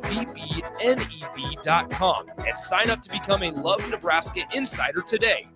When the clock strikes 0 after every Nebraska football game, there's only one place to go for instant coverage. Tune in for the Husker After Party Postgame Show on 93.7 The Ticket for each game, win or lose. Call in with all your takes or text the show at 464-5685 and hear quotes from the players and coaches, too. It's the Husker After Party Postgame Show, sponsored by Anderson Ford and Vinnie Kreekak of State Farm Insurance. Load up on meat and more this spring at the Mercado by Certified Piedmontese with great selections of T-bones, tomahawks, ribeyes, filet mignon, brisket, sirloin, and so much more. The Mercado has locations at 84th and Havelock, 30th and Yankee Hill, and now 85th and Old Cheney in Lincoln, where you can have $2 draft beer every Thursday night from 4 to 8 p.m. and half-price espresso drinks on Fridays from 8 a.m. to 2 p.m. Get to the Mercado today for the best meat in town. Why wait until Friday to start your weekend? Go ahead, start right now. You're thirsty now, and 93.7 The Ticket is here to help you stock up. Just in time for the weekend when I like to hit the clubs. Time to broaden your horizons and try some new wine and beer. It's Thirsty Thursday with Kevin Meyer from Meyer's Cork and Bottle. Not bad. A 7.75 maybe. Not bad. You take it. I mean, it was a real cork. It was. Oh, that was loud. Yeah, that's definitely 8.4. We like it. And that looks really, really good. We love the sound of Kevin Meyer's dulcet tones as well as the pop pop and the fizz fizz. Kevin Meyer, Meyer's Cork and Bottle. Welcome into Thirsty Thursday, good sir. Hello, hello. We've got Miss Ellie joining us, so that's exciting. We've got Jay on my left, Austin on my right, on the ones and twos. And I'm happy to be here because Thursday starts the weekend. Am I right? Sure does. Hey, that sounds like you've done that before, though, Kevin. It sounds like you took over a house party or two before we got in the DJ booth. I can't say that I actually have, but you know, one can dream. It's natural, though. One can dream. I might be a little too old for that now, though. Maybe next week you can sit here on the board and just push the buttons. Push the buttons. Yeah, I would love that. You just say that one. Oh, it looks like there's a lot of buttons here, but you really have to know 30. Like 10 of them. I could learn that. I know you could. All right. Deal. Done. Let's do it. Let's jump into Thirsty Thursday. Looks like we're starting with what would normally be the beer, but it's not really a beer. What we got? It's a cider, actually. Ellie's Alley. Ellie's Alley. That's right. Whoops. I'm trying to talk and pour the wine at the same time because I think this wine might need a little bit of airtime before we get to it. We're giving it airtime. That's why it's around the radio. Well, this is true. I love the double entendre. This is a brand new seasonal cider from our good friends at Glacial Till Winery and Cidery in Bennett, Palmyra area, just southeast of Lincoln. And it is their apple cider donut cider. So if you go to a pumpkin patch, most of them have apple cider. And now a lot of them have started making apple cider donuts. So they decided to make an apple cider donut cider. And I thought this would be right up Ellie's alley and be fun to try. And it's, it's officially fall and it's hay rack ride season. It's fire pit season. It's upon us. We've willed it into existence. And so I thought, let's celebrate with some apple cider donut cider. Ellie, since this is up your alley, we'll give you the first word. I think it's delectable. I think it is. It stays. It's got a good aftertaste. It stays there like a nice, sweet little layup. Yep. I just think I could never be a taster or like a food critic and give what I thought. But I think it's very good. It's very up Ellie's alley. I would definitely buy this. If I were to see this at a store, this is something that I would buy. Because I would want, one, that's cool, it's seasonal, and two, it sounds like something that I would really like. The difficult part in all of this is just verbalizing what it is that you're tasting. I know. Above and beyond saying, I think it's delicious, or I think it's sweet, or I think it's so that's something that I've had to kind of learn and train myself to do in the past 25 years since I've been doing this. And, but once you do, it kind of opens up a new vocabulary and also a new sort of awareness where you go, hey, I've tasted that before. I've smelled that before. And that's eucalyptus, or that's pepper, or that's eucalyptus. What are you, a koala? I mean, we tasted a wine my wife and I had last weekend that was mostly Merlot, and it had this interesting, like, sort of eucalyptus-y quality, and almost not quite like a mentholatum, but it has that, and so it's kind of like one of those things where normally you wouldn't be able to go, yeah, that's what that is. But because I've had to train myself and be trained over the years, I was like, do you taste that? She's like, that's exactly what that is. So anyway, just a small example.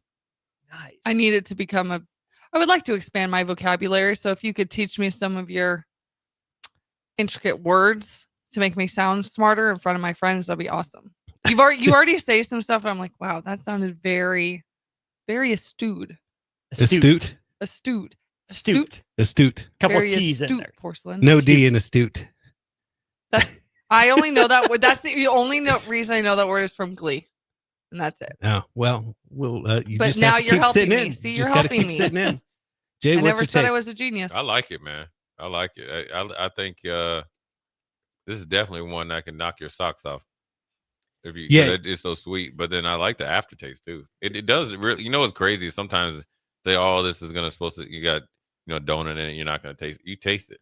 You do, Yeah. and that's pretty cool. That's pretty. I mean, I don't know how they make it, but it's pretty cool. You do taste definitely the apple cider up front, but then you kind of get that like donutty, like almost like glaze on the back end, and that's the part that kind of sticks around, like glazed donut type of thing. So it's weird. I don't know how they do it, but it's working. This is fantastic for me and Ellie because we spent all day last Friday drinking cider. We did. Multiple hours. We went down to Arbor Day Farm. Yeah. Well, some of us longer than others because some of us sent us back to Lincoln while I watched them drink the cider, eat the food, eat the cider donuts, eat the cider donuts, all the stuff. The burnt end walking tacos. As he's rubbing it in, and I was sitting right there making sure that the ones and twos were okay back home.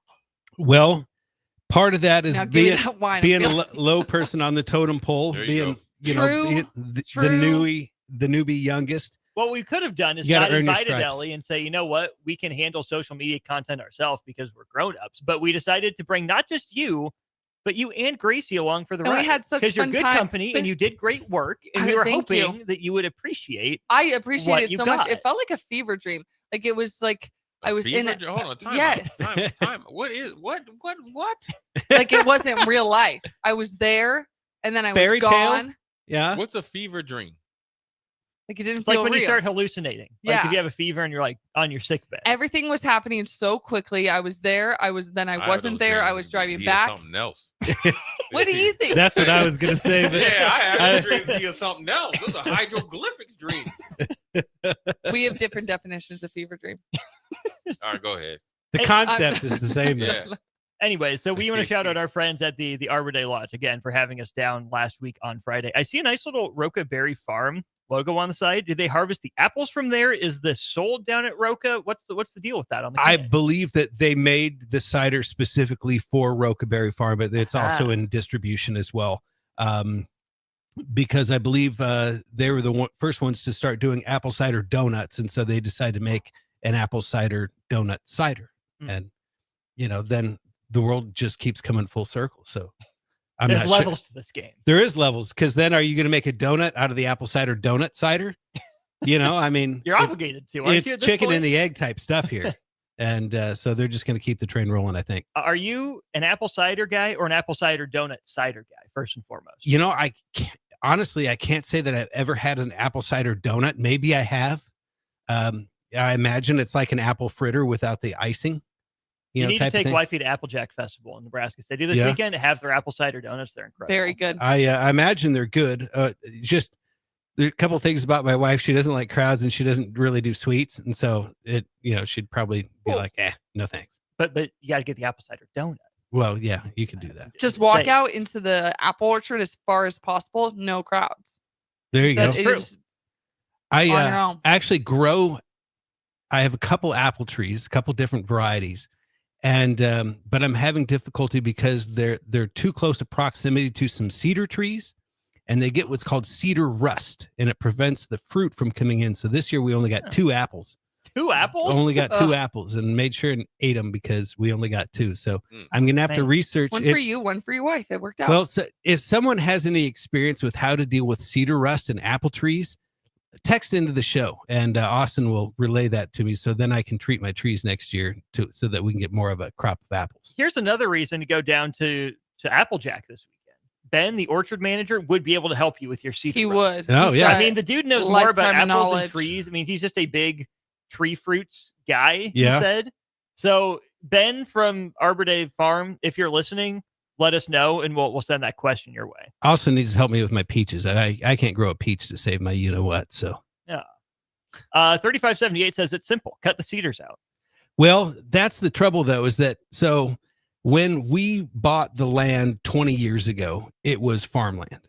So all it was it used to be crops, and then it was just planted in brome grass. And the only 2 trees on the entire property were these 2 cedar trees.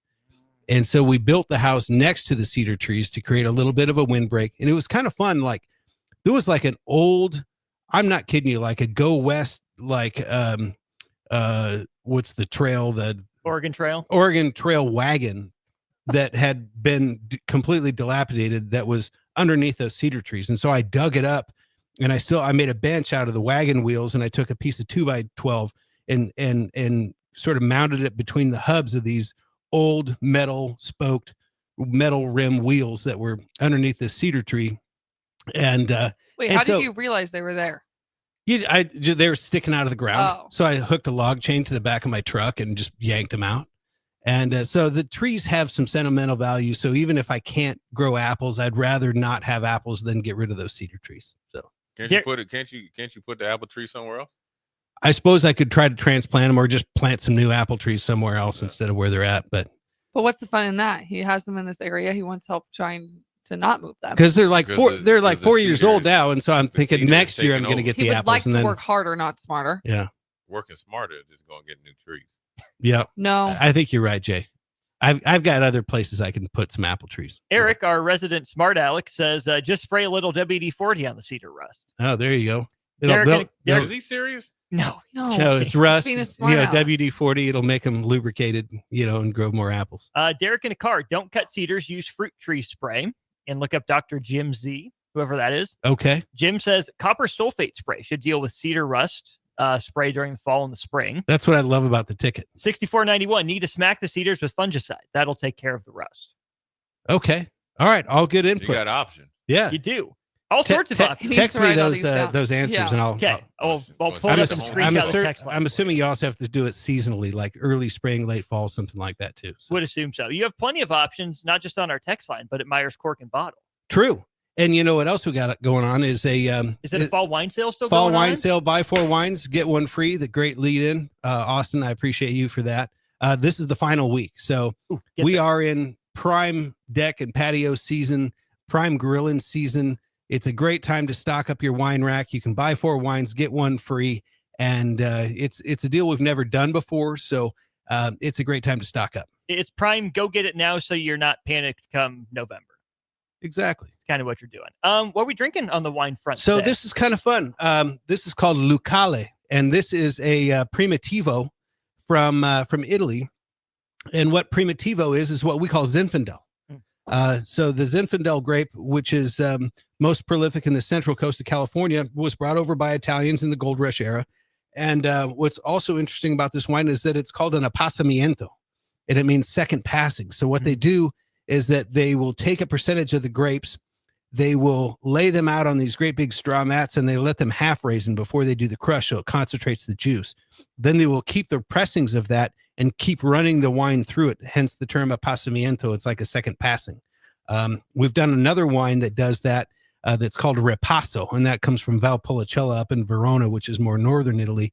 Same type of process where they take the Amarone pressings, which is the king wine of Verona, and run the other wine through it. But this is done with Primitivo, and the reason I brought it in is, to me, Zinfandel is the quintessential barbecue wine, and this is the OG of Zinfandel, the Italian Primitivo, that's also done with the second passing method, which makes it even that much more compelling, in my opinion. Jay, we know you're all about the barbecue. First word goes. He's already on his second glass. I'm gonna snitch like that. Yeah, this would be great. You taste that kind of peppery finish with a ribeye steak. Heck yeah. Or even like some brisket, or I've been doing tri-tips in the brisket style. So you can get them to act like brisket, taste like brisket, but half the time or even a third of the time. And that way also you don't need to make like 7 pounds of it. You can just make enough for 2 or 3 people. Ellie, your thoughts? I didn't see bitter wine face necessarily. No face, and I've learned to take bigger drinks. Bigger gulp. Bigger gulps makes it easier for you. I don't know. This is my first day trying it. It's no, watch this. I usually don't finish it, but if I take bigger gulps, I finish it, and it also tastes better. There you go. The smaller and the more I think I think I'm just an overthinker when it comes to wine. Well, Ellie, there's a term for that. It's called palate acclimation. And so you are acclimating your palate to the taste of the wine. And that's good. I'm proud of you. Thank you. Oh, that is incredible. That is a beautiful red color. That's deep. That's smooth. A little layered, but not like overly complex. Yeah, it got the legs on it too. Isn't that what it's called? Yeah. Good. So and I think that adds to the viscosity, that second passing of keeping those pressings from the dried fruit and then running the wine through it adds some richness. And but yeah, it's velvety smooth. And it's and it's not just a straight fruit bomb, which sometimes Zinfandel can be, because especially with the old vine Zinfandel, we're talking vines that are in excess of 100 years old. They'll produce fewer clusters of grapes, and the berries on the clusters will be smaller, but they develop a really, really thick skin. And so they leave them on, just really, really late in the season because they can. Well, it almost makes the juice too sweet. So then they have to ferment it up to 16% alcohol, and it's still sweet. So you have a high alcohol, high sugar wine, and it can just be too much. This, to me, tastes more balanced. Couple things from the text line before we let you get out of here, Kevin. First of all, Jared in Lincoln wants to know, will Myers Cork and Bottle be carrying White Elm's Yeah Whatever at some point this fall? If they package it, we will carry it. Yeah, we carry everything we can get our hands on from White Elm. I'm good friends with Colby Wood, who's the owner brewer, heck of a good dude. And you want to talk to someone that can make you feel dumb. He doesn't do it on purpose, but the dude, I don't know what his IQ is, but it's off the charts. And he's always super informative. And I learn something new every time I hang out with Colby. So then we got this from Kip, who says, Kevin, my favorite sitcom is Frasier. Have you ever watched it? And are there wine references legit? In fact, their wine references are very legit and actually very spot on. They'll reference some really like old world stuff, which flies over most people's heads, but I think that's sort of the premise of the show. And Frasier and Kelsey Grammer and what was his brother's name was Niles, but I don't remember the actor's name. But I thought that was one of the more intellectually stimulating sitcoms of the 80s. David Hyde Pierce. There you go. And am I correct? Did Kelsey Grammer pass away? Is he no longer with us? I thought he was still around. Yeah, Okay. I thought he was still around. All right. I think so. All right. Cool. I'm Good. just seeing an age. I'm not seeing anything else. Cool. So, favorite sitcom of all time. Go. Favorite sitcom of all time. Woo. Man.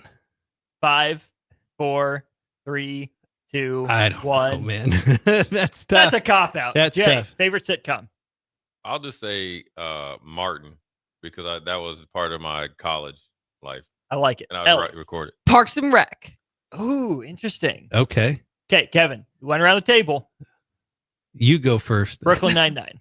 Oh, Brooklyn good Nine-Nine. one. That's a good Mhm. Favorite The Office. sitcom. I'm probably going to have to go Cheers. Aha. My dad was obsessed with, and still is obsessed with Seinfeld. Seinfeld was That will solid as never well. die. I don't consider Seinfeld my or Friends? I would do Seinfeld more than Friends. See, my generation would say Friends over Seinfeld.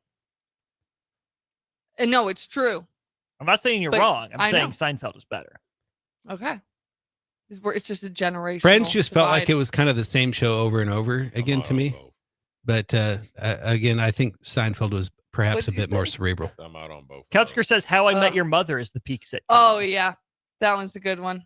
Barney with the suits. I just don't watch any regular TV anymore, and so I feel like I'm out should. for a while. I should, because it's better than half the time we're going, what's on Netflix? I don't know. There's just no monoculture anymore. Yeah, I mean, like exactly. Game of Thrones, and then that was it. Me and my roommates are currently rewatching Grey's Anatomy. They just announced that they were season 22 coming out. Good Lord. We're on season 4 Talk right about now. beating a dead horse. That's what I'm saying. Like how many things? Is It's that like one dude still on there? McDreamy? McDreamy. No, McDreamy died in season 11. Oh, dang. Spoilers.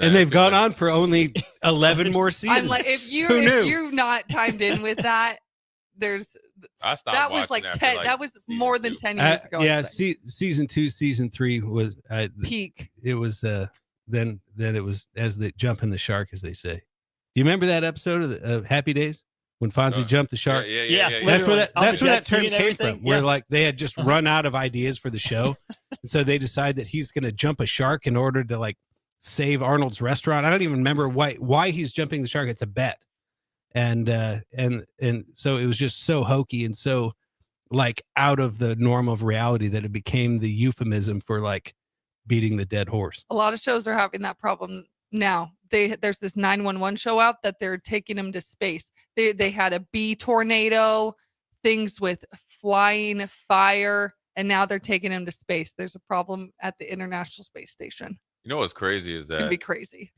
when depending on when you were born, those are your shows. Yeah. Yeah, that's your shows. I remember my dad.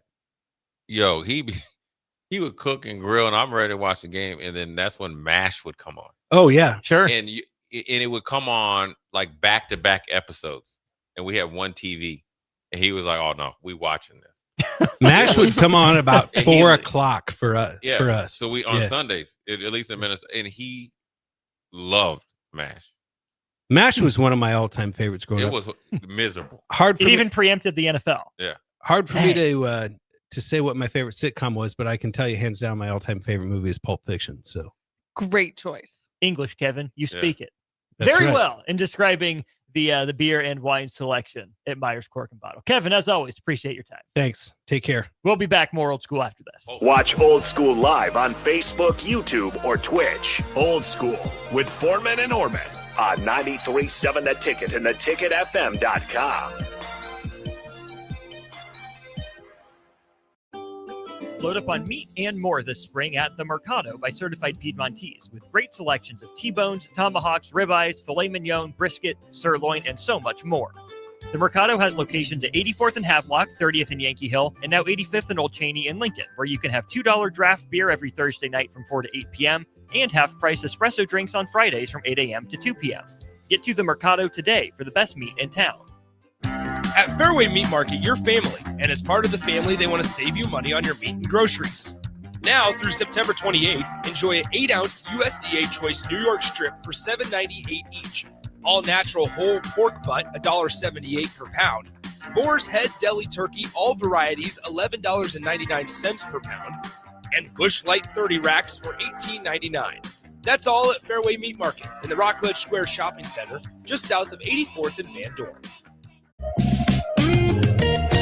Hey guys, it's Monet here with The Night Before. Why have you not stopped in lately to see me? If you haven't been to The Night Before in a while, you are missing out. Up to 20 beautiful ladies each night. Newly remodeled bar. Oh, and we now have a 12-foot video wall to watch all the big games on. Come watch a game at The Night Before. Mention this ad and your first beer is $1. Check us out on Instagram at The Night Before Lounge. Hope to see you soon.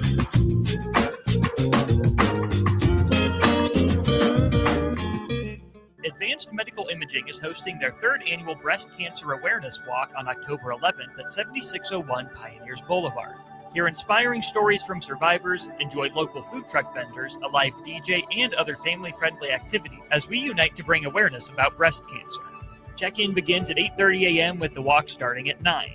Register your team today for Advanced Medical Imaging's third annual Breast Cancer Awareness Walk online at amimaging.com. Let's walk for those we've lost, for those still fighting, and for a future without breast cancer.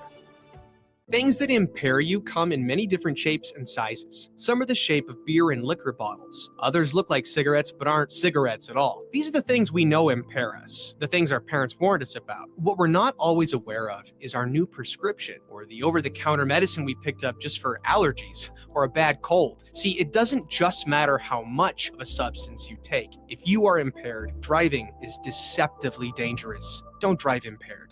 Paid for by the NDOT Highway Safety Office. It's time for Bonzal Pool and Spa's Truckload event. From September 23rd through the 27th, stop by Bonzal Pool and Spa at 3201 Pioneers Boulevard to see an actual truck full of hot tubs with special prices. You'll save up to $3,000 on all hot tubs and swim spas, as well as $1,500 on all saunas and cold plunges. Use Nebraska football's bye week well by stopping in on September 27th for refreshments and giveaways. That's Bonsall Pool and Spa at 3201 Pioneers Boulevard in Lincoln. Big news, Nebraska. Love Omaha is now Love Nebraska. This is more than just a new name. It's a tribute to what Nebraska represents in the world of volleyball. It's still the same team with the same mission, led by players you know and love. Now backed by a new ownership group led by Jordan Larson. As Love Nebraska, they're entering an exciting new chapter, pushing for a championship title in 2026 and building new opportunities for the next generation of players across the state. They want you with them. Let's show the world how Nebraska plays volleyball. Join the movement at lovneb.com and sign up to become a Love Nebraska insider today. Oh, Kansas. Here we go. Second half today. You just don't stop giving, do you? Green flag, we're underway. The closest finish in NASCAR Cup Series history. Close to downtown, amazing campgrounds. 3 NASCAR races in one weekend, and it's the playoffs. You guys can't drive. Now you're just showing off. But we're not mad. In fact, we're looking forward to it. NASCAR Playoffs Weekend at Kansas Speedway, September 26th through the 28th. Get your tickets now at kansasspeedway.com. Are you looking for an exciting new way to put your skills to work? Explore new career options in the fintech industry at Currency, a Sandhills Global company. We offer full-time positions in financial sales, compliance, operations, and other fields. We also offer a 4.5-day work week, an attractive benefits package, and opportunities for advancement. Put your motivation to work and grow with us at Currency. Visit gocurrency.com/careers to learn more. Hey there, this is Paul Scheel, owner of High Electric.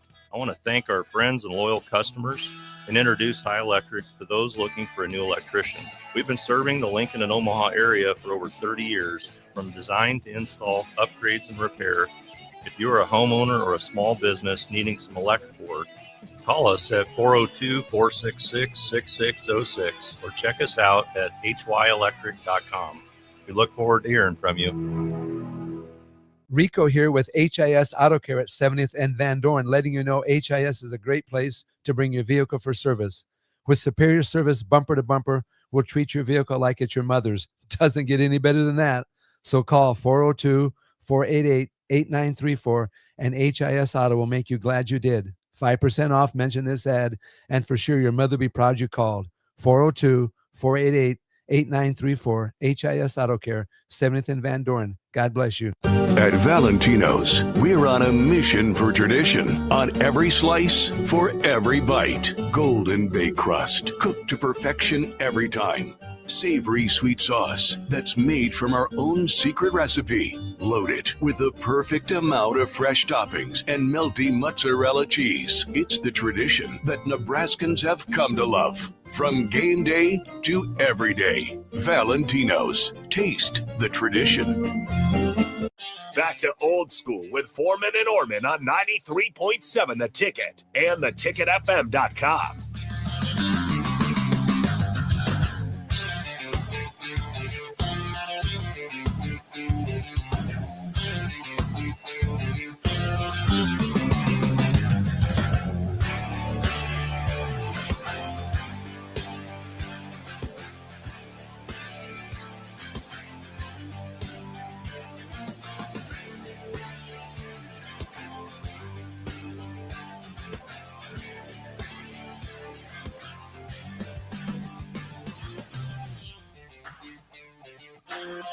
Rolling right along in old school. Austin Norman, Jay Foreman back with you. Big thanks to Kevin Meyer, Myers Pork and Bottle, as well as Ellie sitting in for Thirsty Thursday. This segment of the show brought to you by the great people at Heartland of Nebraska Windows. They're based out of Hallam, Nebraska. They offer a free estimate, full window replacements, all vinyl triple pane windows, and a lifetime warranty on everything while keeping their prices affordable.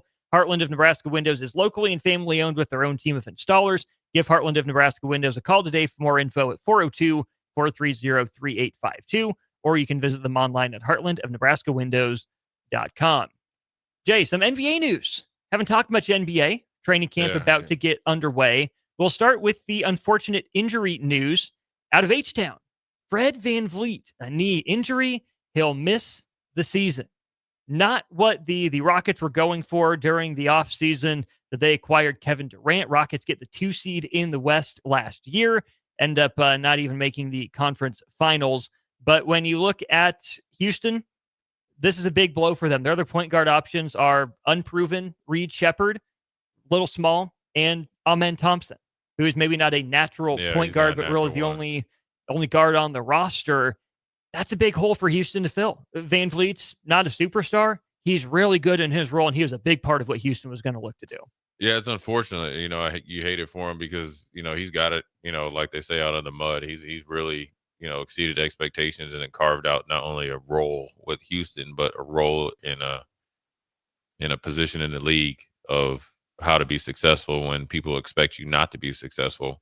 And he's what the NBA should be, applauding, and obviously he's been paid handsomely, but he had to really earn it. And, Houston was dependent on him. And I think he was probably the right time to where he didn't have to be, one of the first options. And obviously with Kevin Durant coming in being number one, the rest of the team, it hurts a little bit. I think it's one of those things that you start the season off, with the guys that you have, but you definitely look for, a capable ball handler. The first guy that I think that really, jumps off in my, off the top of my head is somebody that probably he's one of the top players in his native country is Dennis Schroeder, where he can come in, can get a bucket. He has more size than VanVleet, is played with stars and been successful. A great opportunity for him.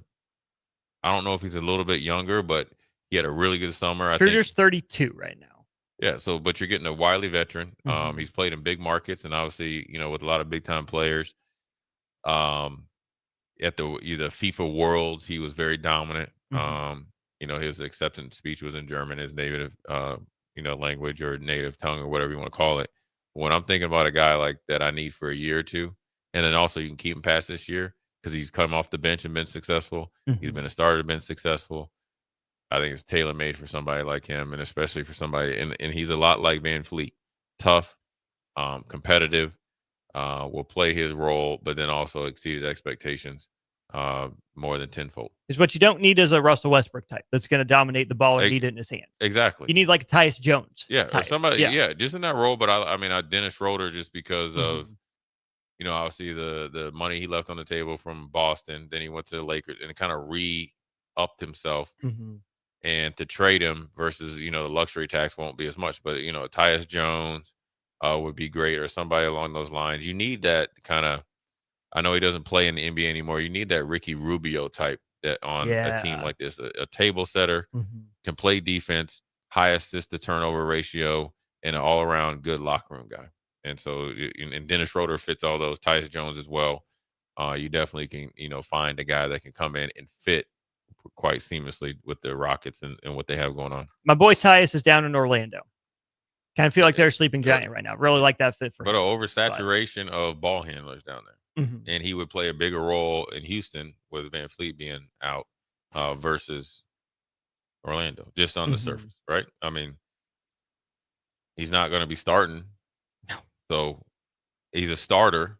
And you don't have to be, I think on this team, like in that position, you of course you'd be a starter, but you don't have to be like a dominant starter because of Durant and everything else they have going. And right off the rip, you think like, okay, the Chris Paul project, no, just too much injuries. You want a little bit younger version, obviously, but yeah, there's plenty of options out there. Now you hate to do it, but this is a window that's wide open for the Rockets in the West to really make some noise. Westy on the text line, you guys had to go there right away. At least let me crack a beer first. What about a guy like Monty Morris? Yeah, that's the exact archetype that I think we're talking about. I do wonder, though, Jay, just how much Houston needs a point guard versus how much they need what Fred VanVleet brings to the table. Because Reed Shepherd can dribble the ball up the court. Yeah. He can do that. Amen Thompson can probably do that, right? VanVleet's pretty good at the end of the shot clock, but you have one of the top 3 ISO scorers of all time in Kevin Durant. You got a ball handling quasi point forward in Alperen Şengün. You don't need a true point guard all the time, but then you run into that issue that Nebraska runs into sometimes where, maybe you need a little bit more organization, but even more so than just the point guard position, Fred VanVleet's mentality and just the way he plays on the court, the role that he filled, I think Houston's going to miss Fred VanVleet more than they miss generic point guard. You can go get, you can put more on Şengün or you can put more on Durant to make up for the points and all that. The biggest thing that you're going to miss is VanVleet. You wish you could actually try to get like a Drew Holiday, which essentially them two dudes are like 2 replicas. If you could get it, I mean, obviously, you think of the second apron and all that. I'm just saying if you could, make an NBA 2K trade without any, any money, it that's the guy. It's the leadership that he brought, the toughness, the extension of the head coach to the locker room, and really allowing him and Durant, but mainly him, because Durant is a leader, but VanVleet is he's been there. Yeah, it's kind of his locker room. Yeah, it is his locker room, but he's kind of more in your face, and so you're missing that, and that's probably the biggest thing for them to replace. But there's plenty of options out there for him to not apples to apples replace it, but then also find somebody that could be somewhat comparable, definitely in the box score. The other news out west, Jay, Zion. Like, did he get on the Big O? Like, what went down with my boy Zion? He does not look the same. Of course, it's the offseason. Feels like he's in the best shape of his life. He says he hasn't felt this good since college. Not only did Zion lose the baby fat, right? Like he's kind of growing up. I mean, he'll be entering his age 25 season coming up. He didn't just lose the baby fat. He lost the New Orleans French Quarter fat. Yeah. He doesn't even look like Zion Williamson anymore. Yeah, he looks like he's like, what is it called when people take pictures, like a filter or something? Oh, yeah. Yeah, but yeah, I mean, he's he's got different facial hair. He's got a little bit of old school going on. The beard's gone. Got a little more of a goatee, and and definitely he's I heard him talk about it a little bit. He changed his workouts where it was never the same. More boxing, more stuff on the football field. So yeah, maybe that's what he needed, and maybe this is when he's starting to mature as an athlete. Professionally, and entering his athletic prime. More power to him. Look, man, you would hate to look for everybody, at least right now, that everybody's like that's controllable. How hard you work, how serious you take your diet. He's doing it right now, and hopefully, for him, you want to see the payoff in him being able to play well, because obviously he's put in a lot of work, outside of the basketball court to come in the best shape possible, and he looks dang good though for him. Zion entered the league in 2019-20. He's played in 214 games in the 6 seasons since, missed the entire 21-22 season due to injury. Only played 24 games as a rookie. Of course, part of that season was cut short with the COVID bubble. 2020, 2021, he plays in 61 games. Sits out due to injury the whole next year. Only 29 games returning from injury. Played 70 games a couple years ago. Averaged 22 points, 6 rebounds, and 5 assists per game. And then last year, only 30 games in 28.5 minutes per game. Put up 24 points, 7 rebounds, and 5 assists per game. I think it's best for his long-term future, Jay, that he did lose most of that weight. I hope. I mean, there's not been a more electrifying player in college basketball in a while, and you can see it when he's on the NBA court. A lot of those traits translate. But if Zion is 6'6", 220, let's say, still cut at 6'6", 220, that's down from 6'6", 284. Yeah. That is a huge difference. And obviously, we're in agreement that he did need to lose a good chunk of that, or at least remake it. Yeah. But there's a world in which that's too skinny for Zion. I mean, at 6'6", that's the realm of some taller 2s or like an average 3. Yeah. And maybe even a shorter 3 in the NBA. And that's not Zion's skill set. He's not a perimeter-oriented guy. He was closer to modern Charles Barkley than a modern NBA wing in terms of his skill set and what he was asked to do. So, yeah, it's good he got the weight under control. He has a new focus, new diet, and all that stuff. That's fantastic. But I worry, did he go too far? And will he still be able to do the stuff that we associate with Zion Williamson? Or is he able to make that hard of a pivot to being more of that perimeter-oriented slasher rather than the interior bruiser? Yeah, as long as he didn't lose his strength, I think this will allow him to obviously play more games and be more effective longer. And that's probably the reason why he did it. And, I think it'll be fine. I think and also I forget who it was that lost a lot of weight, and then he put 10 more back on. And I know I heard LeBron talked about it, or maybe LeBron, remember where he can get, really fluctuate what he wants, and he felt like he got a little too thin and got bigger. A lot of them play more powerful, especially down the stretch in the playoffs when you're playing more games and fewer days of rest. And so I think it's a learning process for him, but it's a big year for him. You got him and you got Murray. Got our boy Bryce McGowan's down there. And obviously, Bryce McGowan's is about 185 pounds, different than Zion. Zion could have shared. Yeah, he could have shared a little bit. Trey Murphy's fun. Trey Murphy. Then you got the kind of X factor in Jordan Poole, and then you got some Herb Jones is fun. Yeah, we got Derek Queen down there. Obviously, Draft Fears. Yeah, too. So you got a sneaky good team. Did you remember who they signed at center? Who? Kevon Looney. Oh yeah, Looney. Yeah, and he's sneaky underrated veteran pickup to help Zion. Yeah, and that's perfect for Zion. A guy that's kind of had to reshape his body, reshape his game from when he came out of college to play with the Golden State Warriors, and lasted a lot longer than people projected, but then also come down and make an impact there on a young and potentially up and coming franchise and player. And so everything will go through Zion. And you got sneaky good guys like Herbert Jones. So they have in the West a roster, if healthy, could really do some work. But it's going to be led by him. And, leadership is two parts. It's one, what you say, but then more importantly, what you do. And what he did is do something that was very uncomfortable for him. And then so when he's asking other guys to do other things for the betterment of the team, he has more than just paycheck credibility. He has the actual action credibility. NBA training camps getting underway. The other Duke basketball news on that front, Jared McCain missed most of last year with the knee injury for the Sixers, tore a ligament in his shooting hand. So he'll be out for about 6 weeks. Sounds like the Sixers expect him to be ready pretty close to the start of the year. We'll go to break. We'll wrap up hour 2 of Old School right after this on The Ticket. You're listening to Old School with Jay Foreman and Austin Orman. Download the mobile app and listen wherever you are on 93.7 The Ticket and theticketfm.com. Gaina Trucking is hiring CDL Class A and B drivers. Their strong team culture makes it not a job, but a career.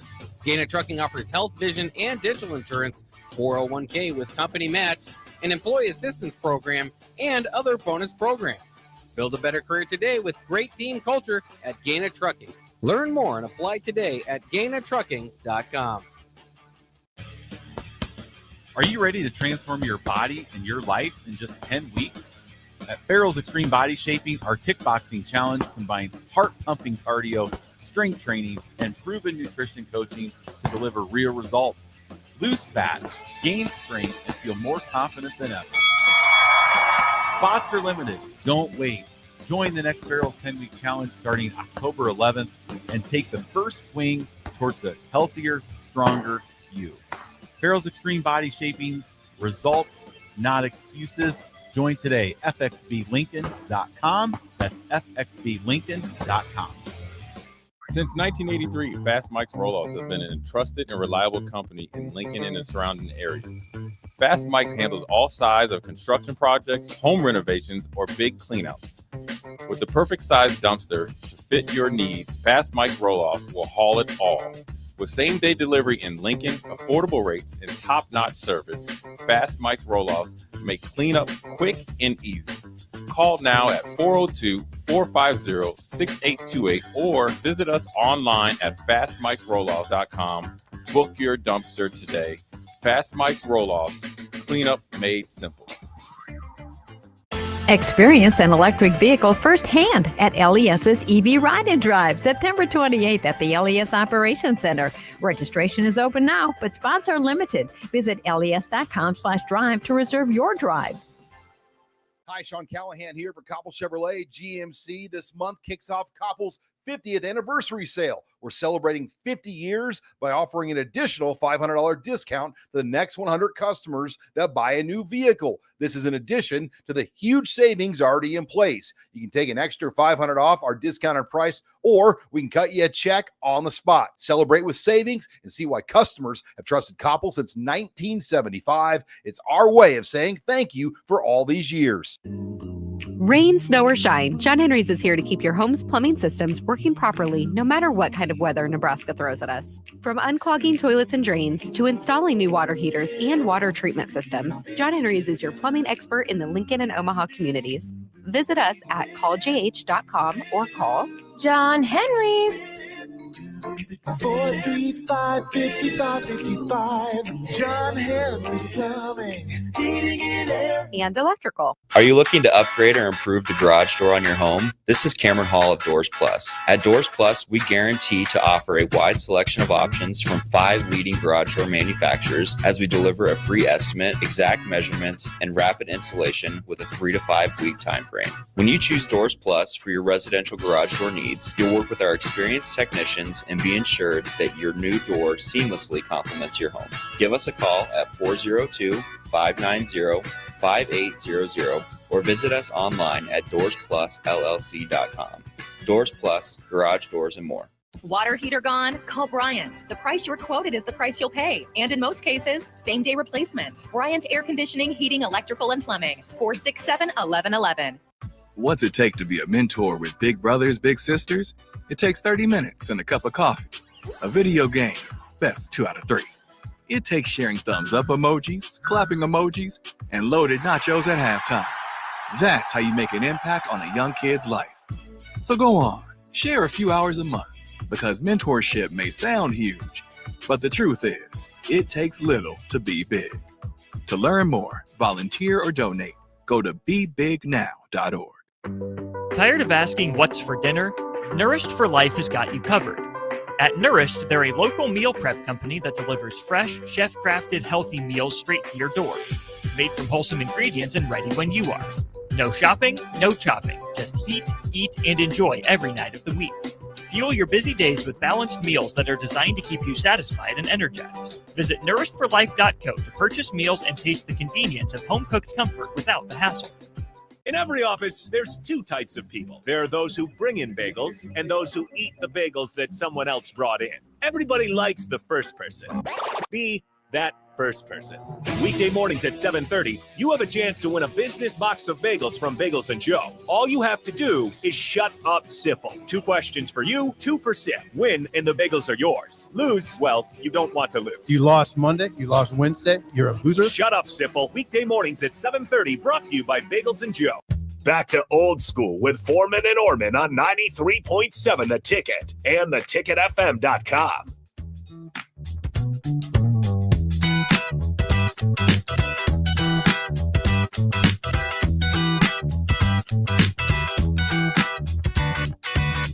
We're wrapping up hour 2 of Old School here at 93.7 TicketFM.com. I'm Austin Norman. He is Jay Foreman. And this segment brought to you by League One Volleyball Nebraska.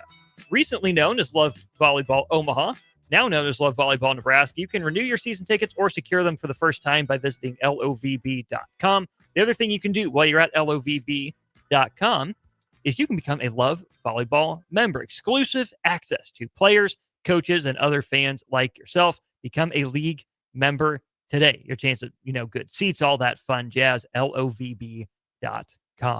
Jay, I am not locked in. I probably need to get locked in a sense of patriotism. Ryder Cup tomorrow.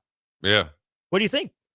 America going to pull it out? I Europe hope so. going to be good? I mean, Europe is pretty dang good team. Yeah, Team Europe this year. Yeah, Europe is pretty stacked. And they've been talking about coming to Bethpage and beating America on American soil. But I mean, Keegan Bradley, has had a great year. Probably could have been a player captain. Seems like he has some pretty good leadership and knows how to get guys going. I think guys generally like him, and feel for him because he played and really wanted to be on the Ryder Cup last time. Zach Johnson didn't pick him, and then now he's the captain.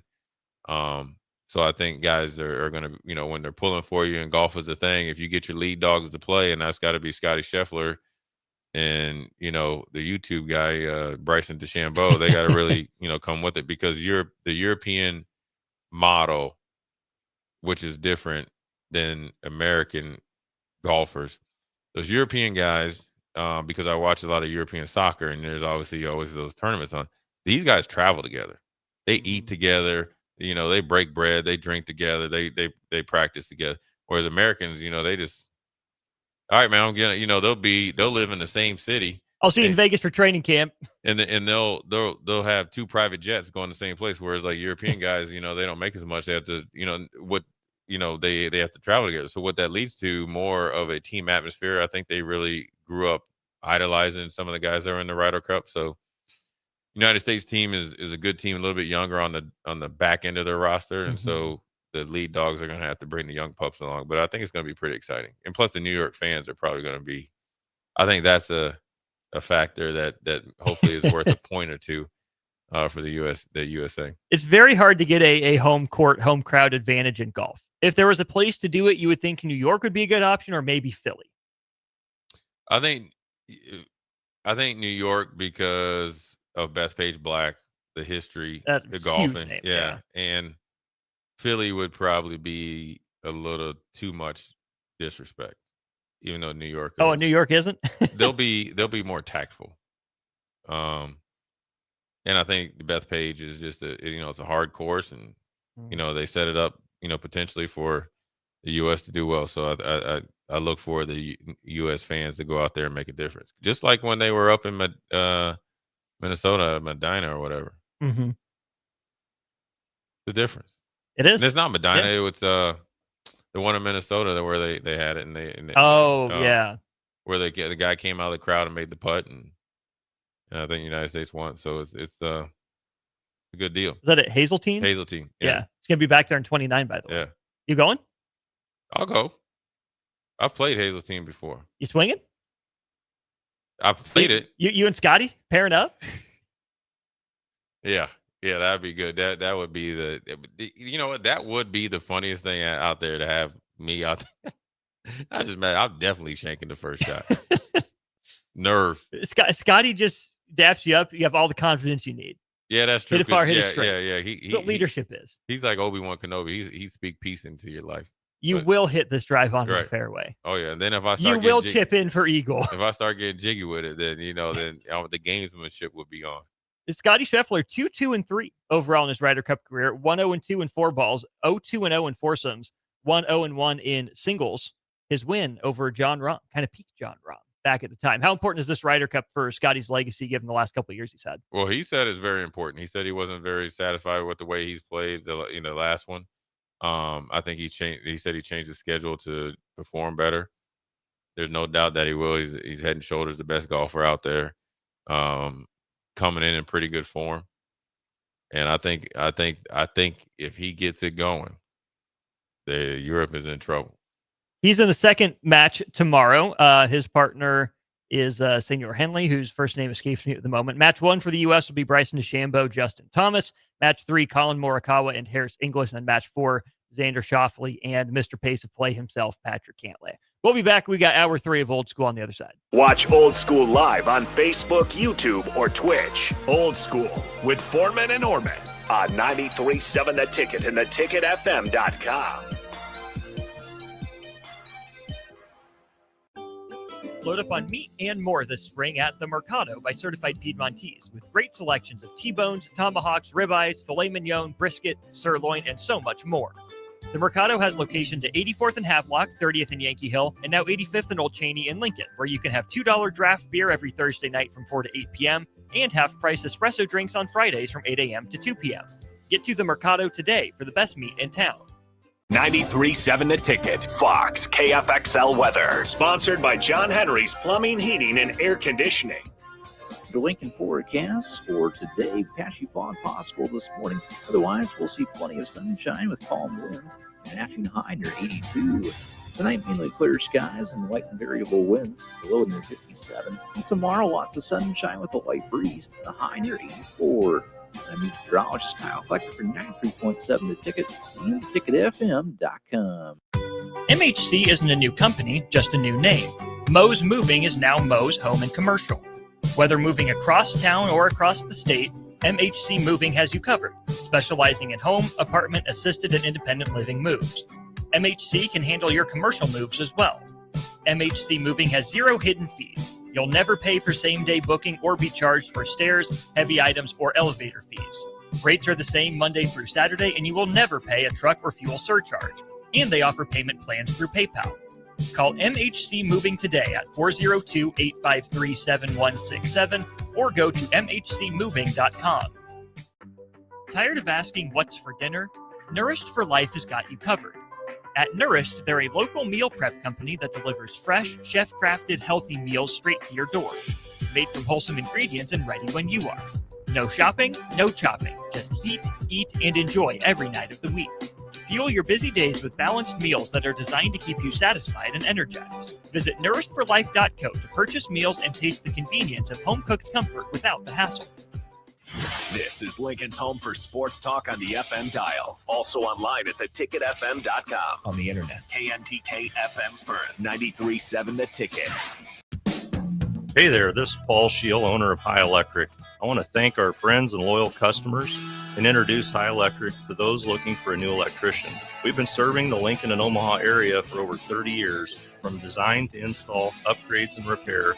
If you are a homeowner or a small business needing some electrical work, call us at 402-466-6606 or check us out at hyelectric.com.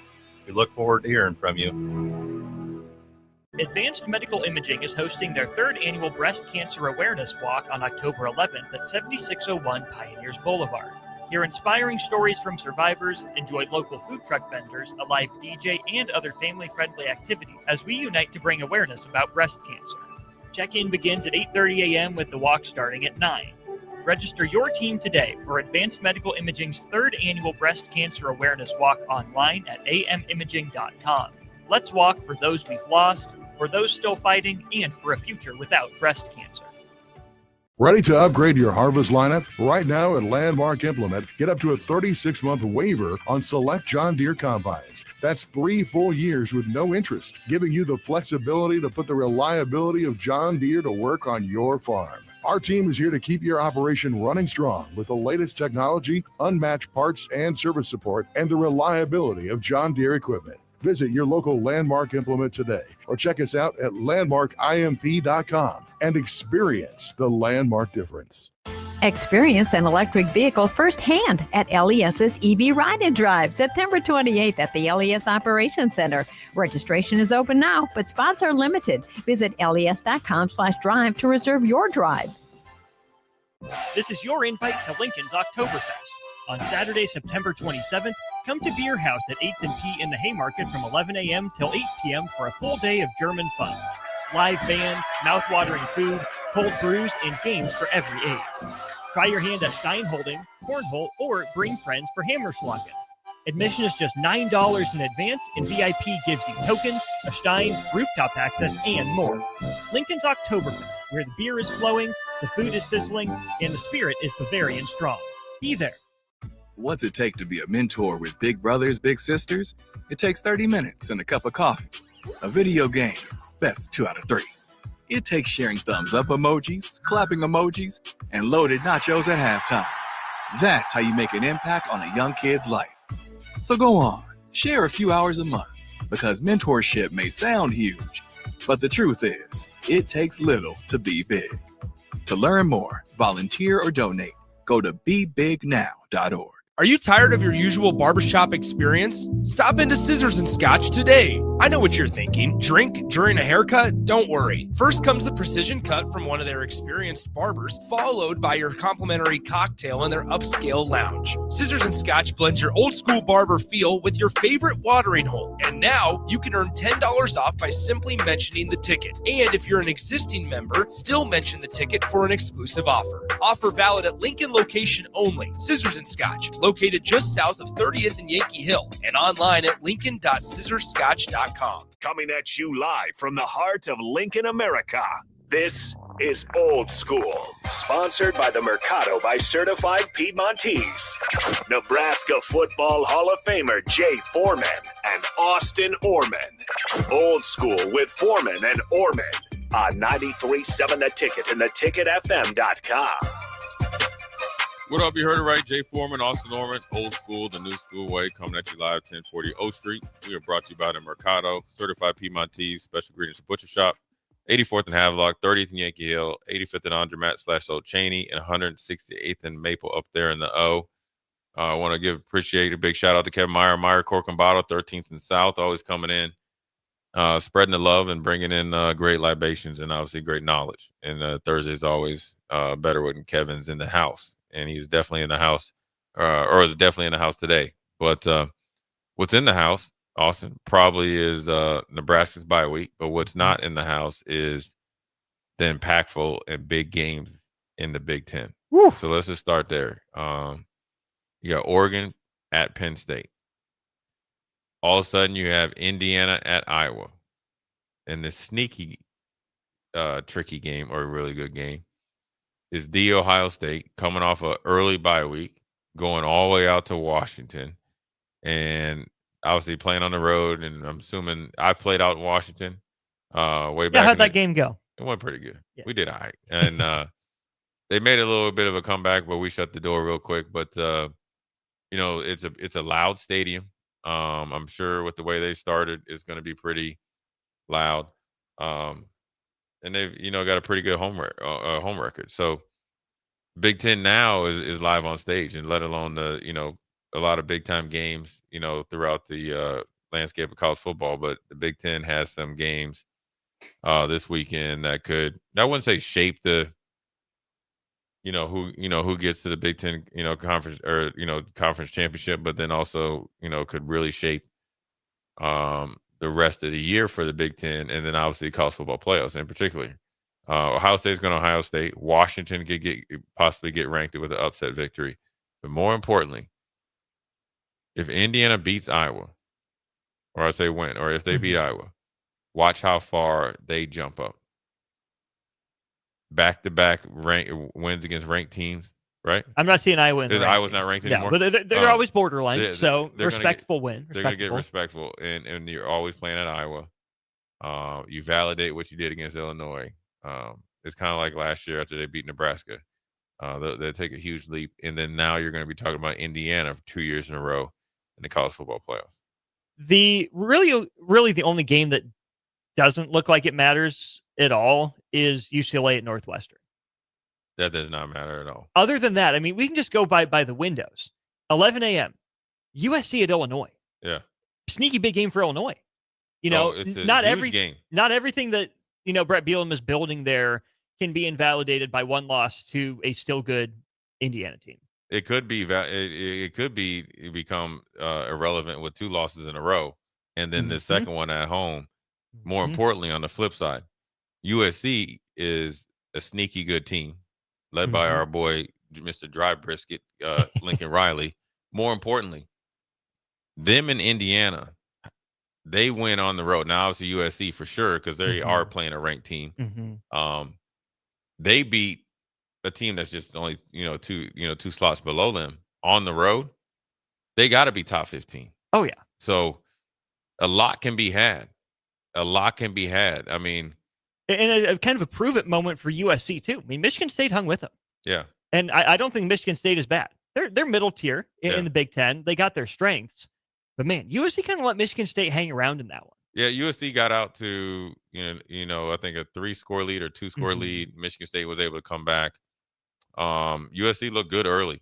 Michigan State kind of made an adjustment. Now, kind of backdoored their way in there, but they competed the whole time. But USC probably felt very comfortable coming out of that game, and then obviously maybe let their foot off the gas, knowing that they were going to have to go to Illinois. The crazy thing is this, which could work against USC. They're traveling all the way across the country. 11 o'clock game. That's essentially a 9 o'clock game kick. Their time. They're favored on the road in I'll call Champaign, Illinois sleepy. Oh yeah. It's kind of like College Park by 6.5 points against a team that I'm sure this week's prep and practice at Illinois was more than spirited. So for USC, this is not an ideal situation, but it's very ideal. For Illinois, it's back against the wall, fight or flight type of situation. USC is still relatively new to the Big Ten. I think they're improved, but this also feels like a game that Illinois can say, yeah, welcome to the Big Ten. Yeah. Again. A Brett Bielema game, too. Oh, exactly. Yeah. Exactly. Illinois beat better than this USC team before, and they're wounded, right? Now, I don't think a Brett Bielema team is one to sit back and lick its wounds. I think it's got to do something about it. I'm not saying Illinois wins. I think it's competitive. The other game in that window, though, Jay, the Gophers. I was just about to say that. I told you, watch out for Cal, who then laid a Falcon-sized egg in losing to San Diego State the way they did. But Minnesota went on the road, lost to Cal. They've only played 3 games. Everyone else pretty much has played 4 against a Rutgers team who, it'll be on the road. Noon body time kick for them, an 11 o'clock game. But Rutgers put up 28 points against Iowa. I mean, this is Rutgers we're talking about. Scoring more than once against a still really good Iowa defense. Rutgers probably feels like it had multiple chances to win that game and let it slip late. Lindsey can move a little bit like Gronowski. Minnesota only favored by 4.5. I kind of like that line. I think this is a really competitive game and kind of a turning point for both teams. Well, it's a turning point, but then also it's revenge. It is. Kalakamanis, the Greek freak, is coming back, the second leading passer in the Big Ten. You would never think that at Rutgers. I like their receiving core. They got some size and speed. They showed better against Iowa and Minnesota. Now, everything I think really depends on, the health of the running back, is because that's what I felt like hurt them against Cal. Because I think he's a pretty special player. Now, that week off and being able to come back, and we'll see if Darius Taylor is back. He's averaging like 7.5 yards a carry. He was really good last year. He helps him in the passing game. He's a hard matchup, former receiver. So if he's back, I think that changes everything for Minnesota. It changes everything for Rutgers. Minnesota's pretty tough at home. I'm sure PJ Fleck, with 2 weeks off, had these guys ready to go. But it's not going to – Rutgers is a team that you always feel like you're more talented than. They're well coached. Special teams is going to be Shiano's thing. So that puts a lot more stress on the whole team. But it's a team, I think, that plays above their rankings, but they're tough. And they'll be situational football, sound, which against Minnesota would do well. I think Minnesota wins this game, but I think it comes down to like the last drive or two. I think they just have a little bit more firepower, especially if Taylor's back. Oh, without a doubt. Yeah. They're two similar-ish programs, right? I think Greg Schiano, not saying he built in Minnesota's image, but you think defense, you think run game, you think hard nose, you certainly think under the radar. Yeah. And Rutgers defense has taken a little bit of a step back over the last couple of years. That was kind of their deal. Yeah. Even last year when we played them, Mm-hmm. they were physical, but it was we got after them a little bit. So we'll see about that game. The next game is Ohio State 2:30 out at Washington. Ohio State's favored by 7.5. They're fighting my man Jed Fish. Listen, he talked about Darius Williams glowingly, both publicly and then when I talked to him privately. You're seeing the reason why.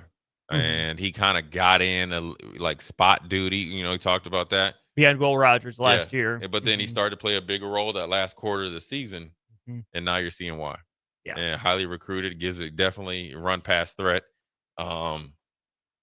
Offensively, I feel like Washington will be able to hang pretty much with anybody. I think Jed Fish is a really good play caller.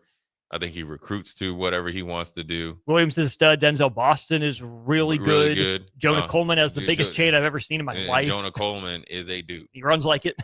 But he's a dude though. He's a for real. He's an NFL dude. He's an NFL dude. It's very rare too that the number one team is not a double-digit favorite against an unranked team. But that's the thing is like there's a lot of teams, and I said this going into the Michigan game where you could see if Nebraska was ranked. You definitely should probably see that Washington could be ranked right now. You used to probably say it for Minnesota after that Cal. So when you go on the road, even though you're number one and you're playing in that type of environment with that type of travel, with that type of team and with that type of trio offensively, you could be in for a dogfight. You haven't looked spectacular offensively with Brian Hartline now calling the plays. Ryan Day for second year in a row not calling the plays. Chip Kelly is gone. It's still a work in progress. Your defense is really good, right? By the Styles brothers and everything like that. That gives you a leg up on Washington because Washington defensively, I don't think has the size to deal with Ohio State. But we're going to see what Sayin does. This is his first road game. Yeah. And he's looking across at a quarterback that's probably a little bit better than him right now. Oh, almost assuredly. Right. A little better than him right now. So now does he stay in the moment or does he try to match play for play with him and then you get in, a little bit over your head? Some of that is going to be on the play calling. I'm curious to see how Hartline manages that because this is, to your point, his second stint as offensive coordinator. The first time a few years ago, Ohio State finished all the way down at 33rd in points per game. Not saying Hartline doesn't have it in him, but maybe he's just an elite wide receivers coach. Maybe he's not a great game planner or a great coordinator. Jury's still out. It's still pretty early. But Jay, remember what happened last year when Ohio State made their trip to the Pacific Northwest? I'm not saying this Washington team is last year's Oregon team by any standards. Right. I'm going to be really curious to see or hear from Ryan Day what lessons they learned about the travel, how to handle it. Autzen a really good stadium. I think you probably give the edge to Husky Stadium in terms of the noise. Oregon's good. Oregon's rolling. But, Washington's got something to prove. Not saying Oregon didn't.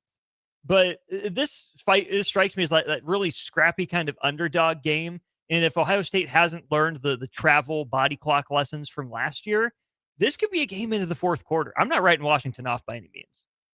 Hey, let me tell you something, man. Washington is not to be trifled with. And I think since Ohio State is obviously, came out the gates and beat Texas and obviously doubled down after it, and, obviously they've looked better offensively, but it's been lesser opponents. I think the Brian Hartline effect has not been talked about enough. We talked about it last year with when PJ Fleck had co-offensive coordinators. I said that's not going to work. Now he's made a change. I do think Brian Hartline has learned from that experience. I think it was probably good to learn from Chip Kelly. This will be the biggest test for him right now. And here's the reason why. I think player for player, unit to unit, Ohio State's offense is better than Washington's defense. But the home field advantage for Washington allows them to play up. And so that's where you're going to have to be very, very patient as a play caller. You're going to have to be at times overly aggressive when you have an opportunity, but you got to be calculated. It's like you have to, it's not like you're playing at Ohio State where, you have that advantage. This is on the road. The travel does affect a team like Ohio State, excuse me. And, it's weird to me when you talk about that for them to go to Oregon, considering all the resources that they have at Ohio State, and you made it. First of all, Chip Kelly was on your roster or on your coaching staff, and you didn't know how to travel out there. You think a team like Ohio State would have probably. Well, Chip's been used to doing it the other way. Yes, but he knows the effects of teams traveling there. Sure. Or at least I would think he did. Or probably he's like, hey, we just going to just do our thing. But you have a lot of resources, a lot of NFL connections, a lot of financial resources. So if you just said, hey, we need to go out there at the games on Saturday, Wednesday night, and find us a place to practice or walk through, or we need to leave right after practice on Thursday and find us a, high school gym that's, just totally encapsulated to practice. I'm sure they knew this game was on the schedule a long time. I think they'll remedy it against Washington, but I think it's this game right here, 2:30 CBS / Paramount. I think is going to be one of the most exciting games. I think you're going to see. I think Ohio State's going to win, but coming out of this game, you're going to hear the name Jed Fish, Williams, Jonah Coleman, Boston, and what they were able to do against a really good back end Ohio State defense. Yeah.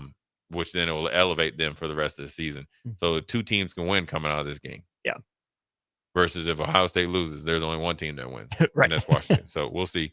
The next game real quick, which, obviously it was great, when Bud Crawford, beat up on Canelo. I love boxing. I always say, you have two superstars. Styles make fights. Indiana at Iowa is the best example in football. Styles make fights. I think Indiana wins. The one thing listen, this is the deal you need to understand about Kirk Cignetti. He kind of a-hole, but I think I can't speak for him. I think he always had superior confidence in his ability to coach. Oh yeah. I think in recruit. Okay. Okay, when you recruit the likes of Julio Jones and all that, you got some gumption. You got to get the gap, right? But I think he felt like he never got the true credit. But I also think he might have been overzealous at that point.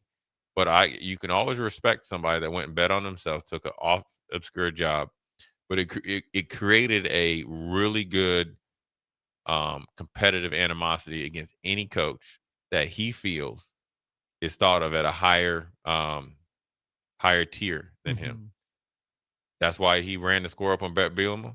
That's why he'll run the score up on anybody. That's why he'll get up there and say anything that comes off to his mind. And when you think about him bringing this Indiana team here, this is one thing they don't get credit for. I watched last week against Illinois. They physically beat that Illinois team, like beat them up. An Illinois team that prized itself on physically beating up other people. So now when you hear him talk about Iowa's punt and kick returner, he's like, we got to do a good job. I can guarantee they're trying to shut it down. I think they come in and make a super statement against Iowa. I think what they do well is exceed expectations. I think they're just as physical as any team out there. Now, they get to it a different way. He had an interesting quote. He said, listen, the intensity, the standard, the day-by-day actions and all that, it starts top down. When you hear that, you think this is a guy talking down to everybody. He said, no. It starts with me. He said, if they're not doing it, that means I'm not doing it. He says, when we step on the field, we're not on there long. It's all business. So this team is more mentally trained or as mentally trained and physical. That's what you need when you go into Iowa. So their favorite right now going into Iowa by a lot, 8.5 points, considering that way Iowa plays. I think they win by 10 plus. It's on the table. I can't say Iowa's found anything against Rutgers, but doesn't this feel like the quintessential game that Iowa wins like 17-13? It can, but Iowa has to play perfect. They do. And if the game was at night, the fact that the game's at 2:30. Sure. Here's the thing. I agree with everything you said. Like, I do think Indiana wins and wins pretty big. I would prop the door open just a little bit for an Iowa upset because I think there's a lot of people across the country, Jay, not just in Nebraska, not just in the Big Ten. They're kind of waiting for Indiana to get its come up. Good on Kurt Cignetti for pushing it this far down the road already. But this feels like the quintessential, Kirk Ferentz, reality check. Be humble. I'm on my way out. This is still the Big Ten. You didn't see us, in this forum last year. It's going to be dirty. It's going to be ugly. And I think to its credit, Indiana's proven it can win those types of games too. Yeah, and Notre Dame is one thing, right? The way they played at the end of the year and ran around over and through Indiana, so be it. But think about how Indiana beat Michigan last year. Yeah. Or 22-15. Yeah. Indiana gets all the headlines for the flash, the quarterback and the receivers and the skill on Cignetti's bold brash in your face. They're not fake tough. No. They can hang in a physical game. So if the offense isn't clicking, they have enough really good pieces on defense that they can win a 10-7 game. I don't have any doubt about it. There's just like 5% of me that can't go all in on Indiana. It just feels like an Iowa reality check moment for that reason. So let me ask you this. If they beat Iowa, are you all in on Indiana? I think Indiana is pretty comfortably the fourth best team in the Big Ten. If they beat Iowa, depending on how Oregon and or Penn State look, which I know we'll get to that game in a second, but you know who they got next after Iowa. Oregon. Oh boy. Oh yeah. Oh boy. Oh yeah. That was in Eugene, right? Yeah. Yeah. If Oregon goes on the road to beat Penn State and wins, that tells me a lot about Oregon. And again, it's a high-level matchup between two teams. It's a really great opportunity for Penn State, who I give a little bit of an edge. I just haven't been as impressed with Penn State. I still think they're trying to find themselves. And what better way, an opportunity to do it than hosting a fellow top 10 team in a conference game at a kind of weird time for them? It's setting up for Penn State. They get this game at home instead of having to go on the road. Yeah. But I have some questions about Penn State. I've been pleasantly impressed, pleasantly surprised by Oregon so far. They've been pretty solid. Dante Moore has playing put well. himself in the serious talks of not only going first round, but going first. Now that changes week by week, and obviously that's Todd McShay in there. But I'm gonna tell you, Mekhi Hughes is good. Yeah. They got a couple receivers. Listen, I'm thinking Oregon gonna beat the brakes off these dudes. Really? Because of Drew Aller. He's not playing good. No, he's not. Here's what Oregon will come in, and they're very impressive across the lines and focus on the run, make Drew Aller win, and they feel Dante Moore is better than Drew Aller. Mm-hmm. And their offensive scheme and the way they do things across the line will give them a leg up. I can see. I mean, I don't think it's going to be a blowout, but I think if I had to pick a team right now out of 10 games, I'm going to pick, Mr. Smiley, Dan Lanning, and I'm going to pick the Oregon Ducks. It just feels like Penn State is, like I said, trying to find itself. You don't have 11. You got drafted from defense. Abdul Carter. Yeah, Abdul Carter's gone. Abdul Carter's gone. Yeah, Tyler Warren's gone. Yeah. You think you upgraded Lost at the receiver, lineman. lost the Yeah. lineman. You have your two running backs back. Your strength coming into the year was your continuity if you're Penn State, except you're down your two best players, your best player on either side of the ball. And for Oregon, the question was, you lost everybody. Can you remake yourself? Penn State hasn't exactly played murderer's row. Yeah. And they've been fine. They've won games, and you got to credit them for that. But right now, I feel better about Oregon than I do Penn State, even though Penn State's ranked a little higher.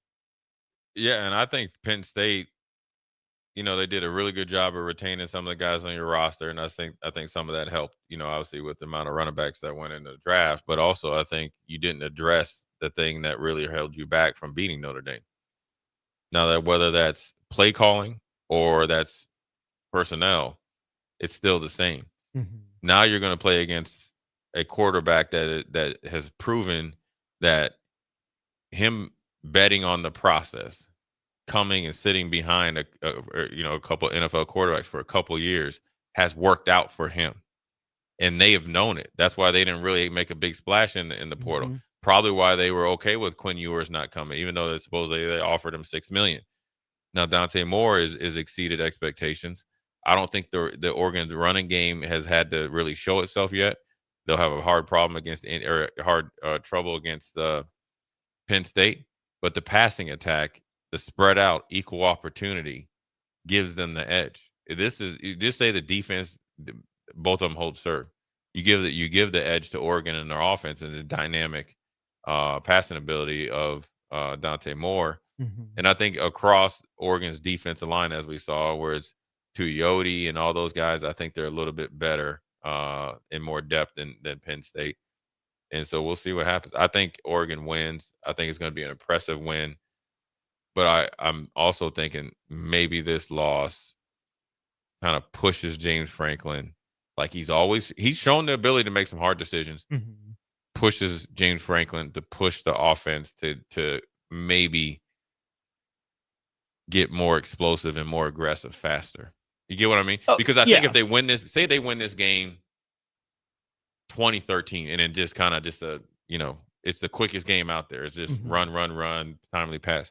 Well, then now late in the season, you got to lock up with a team that you got to go and like in the Penn State and the Big Ten championship, you're not able to go score for score. Right. And not that you need to, but at some point in time, you're going to have to really be able to be dynamic on offense. I like Andy Kotelnicki, the offensive coordinator. Did some really fun stuff at Kansas. Yeah. In a vacuum, I like Drew Aller. I'm just going to say Drew Aller those two together, though? That's just where I was getting. Because Drew Aller is not Jalen Daniels. Yep. Jalen Daniels had his career year under Andy Kotelnicki. Yeah. Andy Kotelnicki strikes me as a scheme guy. Oh, look at this cool stuff I can do. Look at how creative I can get. I don't think that's what Aller needs. I think he needs consistency, rhythm in the pocket, playmakers on the outside. Kansas, always undermanned, always at a talent disadvantage, where you need your offensive coordinator, your play caller to show off a little bit, to get creative, to get unique. Every offense needs a little bit of that, but I just wonder about that marriage. Drew Aller reminds me of, was it J.J. McCarron? A.J. McCarron? From Alabama. Just like kind of like an Alabama quarterback, like a Greg McElroy, and like that. Is it Christian Hackenberg? I think he's better than Christian Hackenberg.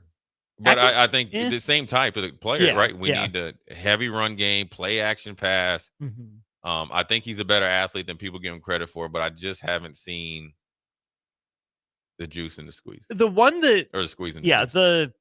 The combo that I thought was going to work was Garrett Riley and Cade Klubnik. I think there's some similarities between Klubnik and Max Duggan. Yeah. Both played TCU to the national championship games. I'm a little surprised that hasn't worked. Penn State's put up enough points over the last couple of years. They're making that seemingly odd arrangement from the outside work. I don't love it, but it's been good enough for them. We're going to see. Here's the test. We're going to see 6:30. Revenge game for them as well. Yeah, 6:30. Whiteout too, right? Mm-hmm. Yeah. Mm-hmm.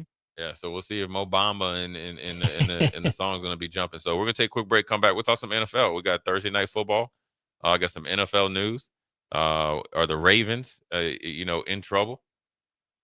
And is Kansas City looking to pounce and get back as they start to get healthy and happy? We'll see. Jay Foreman, Austin Norman. We'll be right back. You're listening to Old School with Jay Foreman and Austin Orman. Download the mobile app and listen wherever you are on 93.7 The Ticket and theticketfm.com. Hey, Husker fans. Max 10 is turning up the excitement this season. They're giving away a pair of Husker volleyball tickets, and every time you tan, you're entered to win. Experience the 2025 season tour featuring high-pressure tanning, rejuvenating red light therapy, and flawless spray tanning, all for just $20.25. Look good, feel amazing, and cheer on the Lady Huskers in style. Max Tan. Take it to the max. Are you ready for a new opportunity? Check out Sandhills Global. Join a dynamic team where your skills are valued and your career can soar. We offer full-time positions with a 4.5-day work week, competitive pay, excellent benefits, and a positive work environment.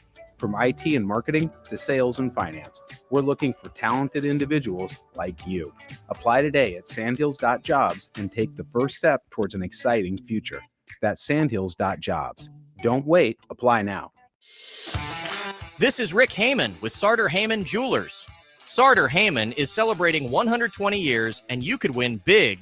Follow us on Facebook and Instagram for your chance to win a $120 gift certificate every week. That's right. We're giving away $120 every week as a thank you for being part of our story. Don't miss your chance to treat yourself. Follow Sartor Hamann Jewelers today. Celebrating 120 years. Sartor Hamann, when only the best will do. This is Bill Mitchner, Executive Director of Lincoln Lighthouse. Did you know Lighthouse provides multiple programs for students such as one-on-one tutoring and mentoring, as well as pro-social skill exercises, while providing them a nourishing meal and a safe space during all months of the year, even during school breaks. Learn more or contribute to Lighthouse at lincolnlighthouse.org today.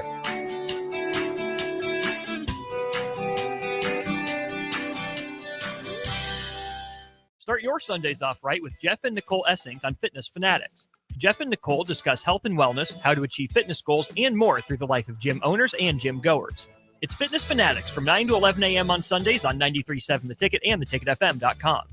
Ready to score big with your projects? Look no further than Edward Stone, the MVP of natural stone for over 2 decades. Edward Stone is cranking out over 30,000 square feet every week and offers a winning lineup of over 70 quality natural veneer stone selections. Their unbeatable variety and experienced team will ensure your project is a success, whether it's a home renovation or a commercial build. And hey, they're not just about stone. They've got an all-star lineup of fireplaces, cast stone, brick, and much more. Swing by one of their locations in Lincoln or Omaha today and experience the Edward Stone difference, your reliable choice for over 20 years. Rain, snow, or shine, John Henry's is here to keep your home's plumbing systems working properly no matter what kind of weather Nebraska throws at us. From unclogging toilets and drains to installing new water heaters and water treatment systems, John Henry's is your plumbing expert in the Lincoln and Omaha communities. Visit us at calljh.com or call John Henry's. 435-5555. John Henry's Plumbing, Heating and Air. and electrical. At CHI Health Clinic, we believe healthcare should be personal because knowing your provider personally makes appointments more comfortable, more productive, and more meaningful to your overall health. Get matched with a primary care provider based on your personality and lifestyle using CHI Health Clinic's My Provider Match. Take the survey at myprovidermatch.com to find the right provider for you. Getting healthier starts by getting personal at CHI Health Clinic. It's time for Bonsall Pool and Spa's Truckload event. From September 23rd through the 27th, stop by Bonsall Pool and Spa at 3201 Pioneers Boulevard to see an actual truck full of hot tubs with special prices. You'll save up to $3,000 on all hot tubs and swim spas, as well as $1,500 on all saunas and cold plunges. Use Nebraska football's bye week well by stopping in on September 27th for refreshments and giveaways. That's Bonsall Pool and Spa at 3201 Pioneers Boulevard in Lincoln.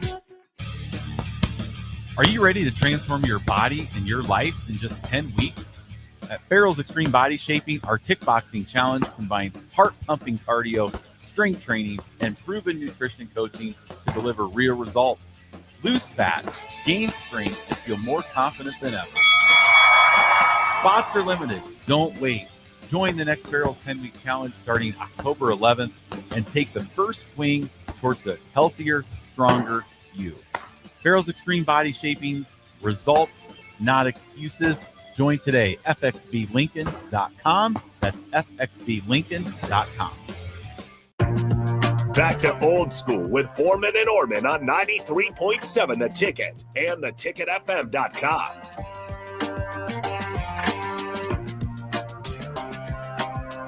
What up, Jay Foreman, Austin Norman, old school, little NFL Thursday night, about to kick off here in an hour and 30 minutes, generally about. We got one question from Cubsker. What's Penn State's record in whiteout games? It's pretty dang good, isn't it? Ooh, let's see if we can find. And do they only do whiteout games at night, or is it just a big home game every year? Right? I know they love to do it at night. Let's see. See what we can find here. Penn State whiteout record. Nittany Lions are 11-6 in full stadium whiteouts, including a 5-0 record since the start of 2019. So Oregon better not even show up then. Let's see. Interesting results. They got upset by unranked Iowa in the whiteout game in 2009. Let's see. Since Nebraska's been in the Big Ten, they've lost to Alabama by 16, lost to Ohio State, beat Michigan in overtime. That one of those unranked, I think that has been Bill O'Brien era teams, beat Michigan in 4 overtimes, lost to eventual national champ Ohio State in 2014, lost to Michigan in 2015, upset number 2 Ohio State in 2016, part of Penn State's run that they went on. Lost to Ohio State by 1 in 2018, beat Michigan by a touchdown in 2019, beat Auburn in 2021, blasted Minnesota in 22, revenge for 2021 the year before, blanked Iowa 2 years ago, and beat Washington 35-6 last year. So it does serve its purpose, but it's not not everything. Yeah. It's interesting. Well, Oregon definitely thinking is coming in prepared. As Dan Lanning said, they're trying anything and everything to make sure the team can be as comfortable as possible. But we'll see. A big game for Dante Moore, big game for Dan Lanning, big game for James Franklin. So we'll see. Anyways, NFL, we got the Seahawks tonight down in Arizona. Thursday night games have generally been, well, at least last year, were blowouts and weren't very good games. But I think this game right now, you got two teams looking across. They're the same team. As each other. Seattle's favored by 1.5 points, was essentially nothing. It's two quarterbacks that really had comeback player of the year award, season last year. Now, obviously, Sam Darnold kind of was just was supposed to start. J.J. McCarthy was going to start. And then Pocket Hercules, I think, took a step forward and, reestablished himself as a franchise quarterback. And Sam Darnold went out to Seattle and is getting paid like, for the time being, a franchise quarterback. So both of them have young, aggressive defenses. Both of them have relatively young coaches, even though McDonald's is in his second year. I think it's going to be extremely physical game. I'm going to give the advantage to the Cardinals since they're at home. And I think they're going to make it a priority to get Marvin Harrison Jr. the ball early and often. And I think he's the closest thing, when used correctly, to being that dude. Being unstoppable. I mean, he's for the younger receivers. Sure. Yeah. He's not Jamar Chase and Jefferson yet. Mm-hmm. But I think for the guy that has all the attributes to it, mm-hmm. I think they're going to get it. And then you got McBride as the tight end. You do. The only thing that X hurts. factor. The only thing that hurts them is that Connor's gone. Yeah. And he was essentially 3-yard line and in. It was a touchdown. So I'm still going to give the Cardinals the nod to pull this game out. See, I've got the Seahawks, and I've got them pretty big. Not skewed by their big win over the Saints, who are very bad, but because of their big win over the Saints. Yeah. They didn't have to play their starters the whole time. They could chill. They put it in cruise control. And that does help you on a Thursday game. Heading into a short week. Yeah. Here's this also. Last time Kyler beat Seattle, 2020. Back in October of 2020 was the last time Kyler Murray and the Arizona Cardinals beat the Seahawks. Since then, I'm trying to find the scores. Either way, they've lost, whether it be 7 games in a row. Kyler's played relatively fine in those games, but not elite by any stretch of the imagination. Yeah. So maybe it's a Kyler gets off the schneid sort of night, but I just like the Seattle team. I think they're playing pretty well. And I like them in that division. In that division, especially with Cardinals still trying to find themselves. Rams are one wrong hit from Matthew Stafford away from being toast. And obviously San Francisco and all those injuries. Seattle's given itself a little cushion. Just how they've played. I know the records 3 games in aren't everything. But I think there's a lot pointing Seattle's way in this one. And I think they're a playoff team this year. Yeah. I really do. Yeah, I mean, this is a big game for me to see how much I believe in Sam Darnold. Mm-hmm. I mean, obviously you saw him last 2 games for the Vikings. This is kind of the same situation. Obviously, they had to play their playoff game, down there, and they got beat handily. Now that isn't all on Sam Darnold, but obviously didn't perform up to his best. But I'm gonna go with the home team, because I think everything coming out of Phoenix is that they're going to try to get Marvin Harrison Jr. the ball. Once they get him the ball and McBride, I know Connor's gone. That offense it's a different type of offense with a young and upcoming Seattle defense. Are you putting Witherspoon on Harrison Jr. all night if you're Seattle? Yeah, good on good. And they have some sort of experience, some experience going against each other. I like Witherspoon. I think he's a dude. I think he's for real. He has that mentality. Yeah. This is a game where you're not going to have a big playbook offensively and defensively, right? Because it's such a short week. This is a perfect game. It's not plays. It comes down to players. But I'm gonna still go with Arizona. Hopefully, Pocket Hercules doesn't let me down like James Franklin. So we'll see. Some other news though, Austin. I want to ask you about this, and this doesn't necessarily. It's not within the Kansas City Vikings, Denver Broncos. The Tennessee Titans traded their starting corner to the Jets for essentially some Ritz crackers and a half thing of tube cheese. One of their few guys that had actually played with a pulse. Right. And really, you making money off because he was a 5th-round draft choice starting opposite of Lanaire Sneed. So you have your two lockdown corners, one that you're paying like a lockdown corner, the other that you're paying like a 5th-rounder, and you trade them to the Jets, and then you have to say, you know what, we're not tanking. Yes, you are. Just be honest about it. Now, do they trade their big defensive tackle next? If you're him, let me ask you this. If you're a big man, right? You got to think you got Arden Key, who had 10 sacks, I think, last year. You got Simmons. Well, and Sneed. And you're seeing where the organization is going. Now, granted, everybody likes Cam Ward. Yeah. Who's made some plays despite the record. Plays, and he will be good. What do you do? Both of them now. Everybody that I mentioned, besides Key's a little bit younger because this is his first, second contract. A little long in the tooth. I think if you're worried about age or worried about timeline, you got to get out while you can. But you have to make sure that you still have enough infrastructure in place to support your young quarterback, offensively and defensively. Right? Sneed is a corner, good, not elite like he was when Kansas City gave him up. You hate to lose him. And I think the AFC South is still a passing-based division. Houston's going to want to throw it. Jacksonville going to want to throw it. And Indy kind of has that reputation, maybe a little bit different so far this year. But you can find corners. Again, you just traded a guy you drafted in the 5th round. You can go find a corner. If you think you can get a 3rd for Sneed, even a 4th, you probably pull the trigger. Key, maybe, like you said, when we came to the Micah Parsons trade, it's really hard to want to trade a proven edge rusher. Simmons is the really interesting one. Despite his age, he's been there for a while and still playing at a high level. That's a guy that the math might tell you to trade him. Again, kind of a replaceable position there in the interior of the defensive line. Hard to replace interior pressure, but you can find, 2 guys, one to kind of rush the passer from the interior and one to stop the run.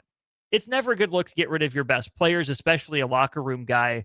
The math, the analytics, the numbers would probably tell you, hey, sooner than later, he's going to drop off. Get out while you can. Take your lumps now.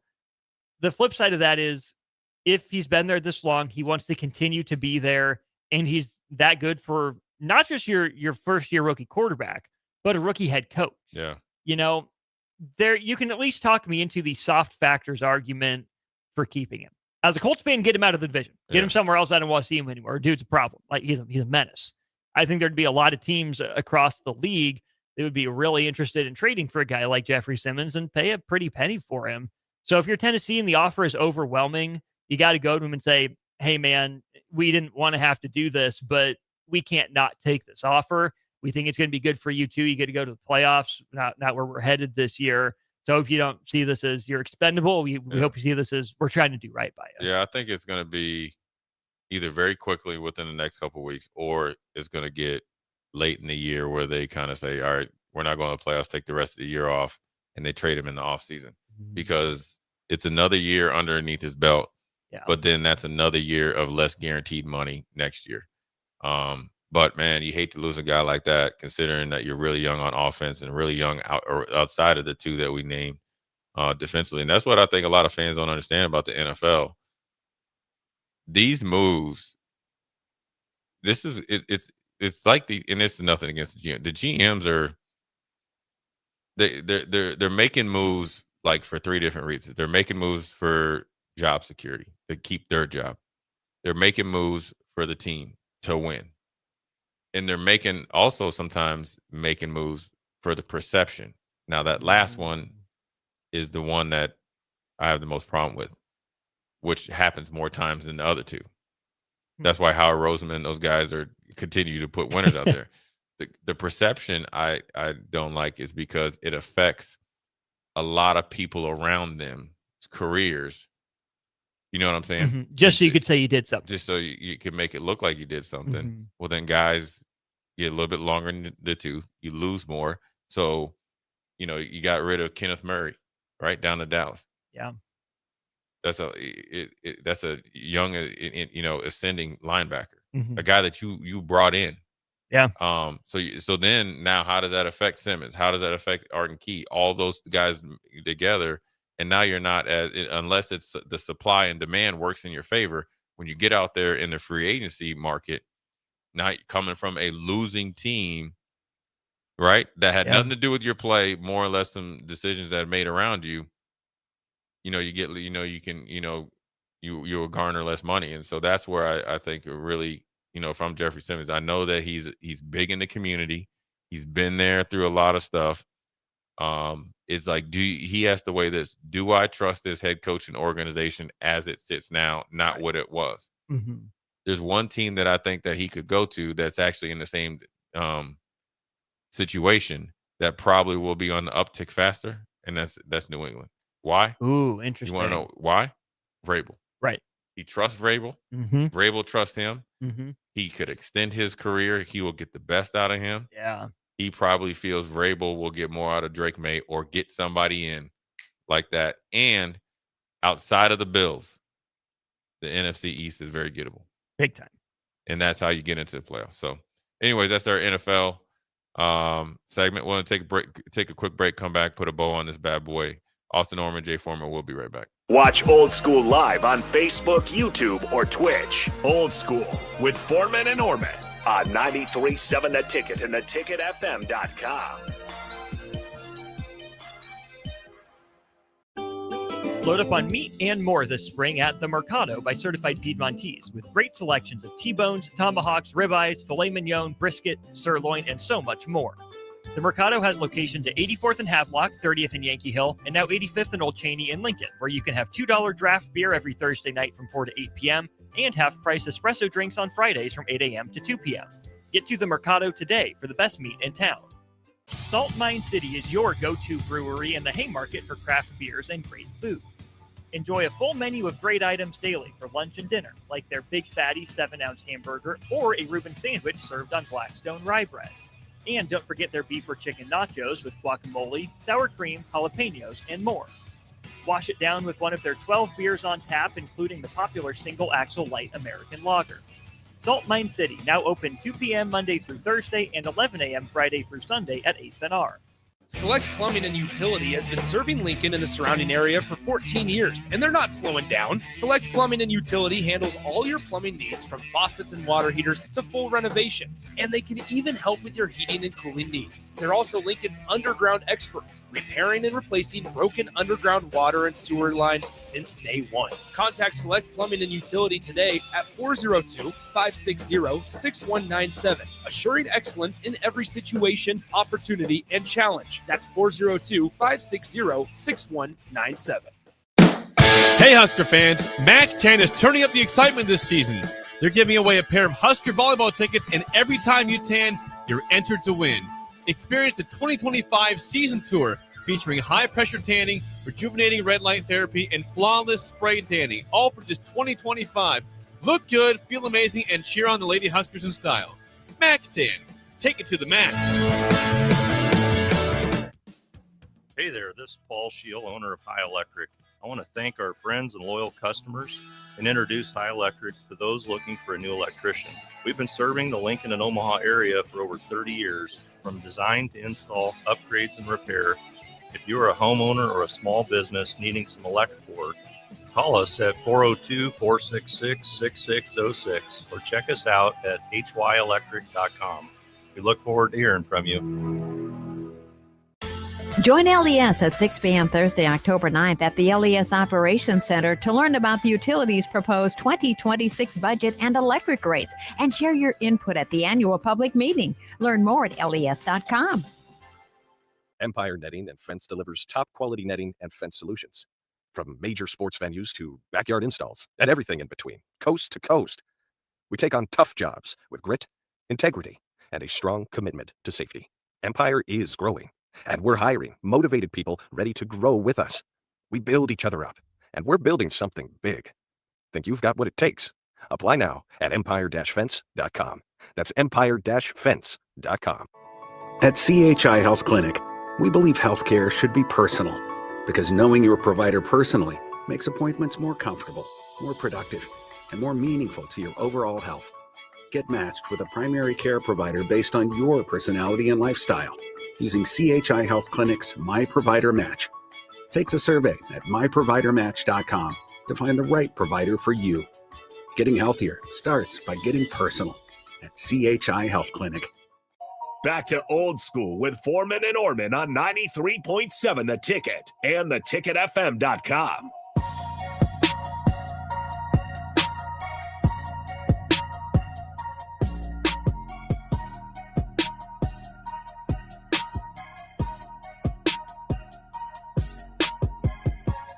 Jay Foreman, Austin Orman, quick segment right here before we put a bow on this Thursday. Once again, want to give a shout out to Kevin Meyer, Cork and Bottle. 13th and South does a really good job supporting us, but then also supporting the ticket and then giving a lot of knowledge and good vibes as well.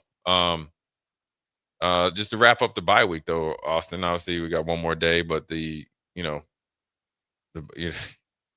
some of the stuff. I mean, look, it's anytime you lose, the one good thing about it is this is kind of like the NFL. When you lose, it's like a funeral. Mm-hmm. But then also you have some sort of reality. It's not just one game, but it is. And the bye weeks are huge. And you've seen some teams do some things out of the bye week that, springboard themselves to have really good seasons.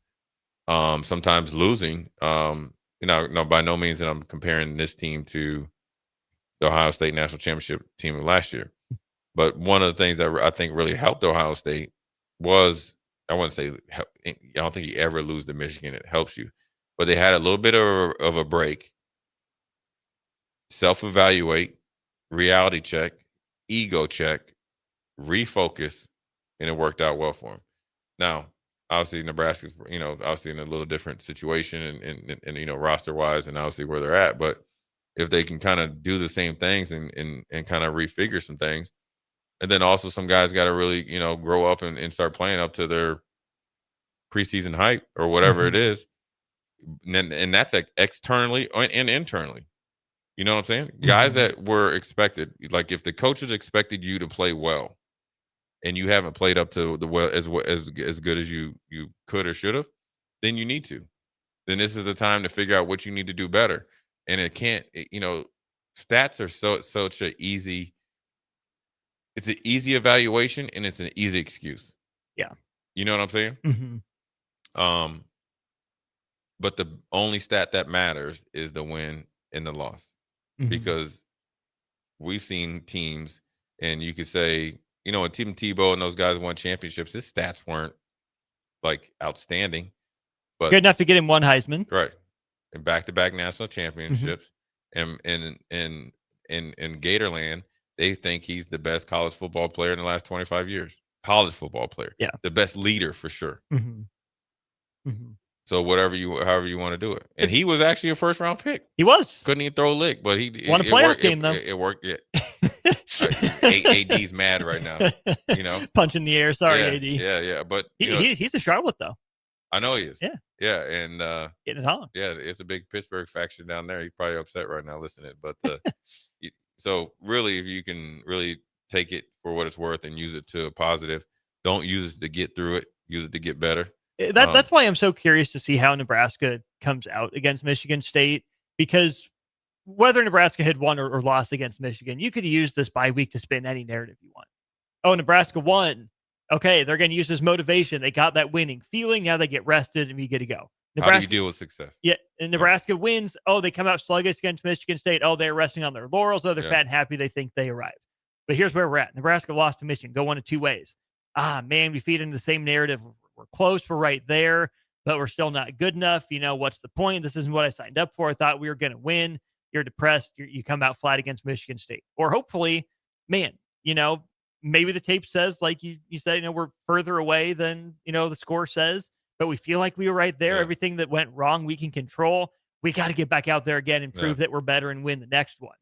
And we won't be able to see until October 4th. Yeah, I think if you're looking for like a totally different offense, totally different defense, then you don't know anything, or I shouldn't say know anything about football, then you're not living in this thing of reality. I think the bye week is let's get better at what we need to get better at, and let's fix us. And then that's when you'll see all the things after that. Mm-hmm. That's the best thing you can do. Yeah. Yeah, you can add some little wrinkles here and there for obviously you got next upcoming opponents. More importantly, you just take care of your business. Then all the things you did well will actually, really rise to the top versus everybody focusing on what you didn't do well and not focusing or giving enough focus to what you did well. So anyways, appreciate you listening. Appreciate the text line. I appreciate that, man. Or we appreciate it. I shouldn't say just me. You can speak for me. We appreciate it. No, we do. Yeah, I am trying to speak for you. I did, got to check myself, but it's always good to hear from you guys. You got great points. Jay Foreman, Austin Orman, old school. We'll holler at you.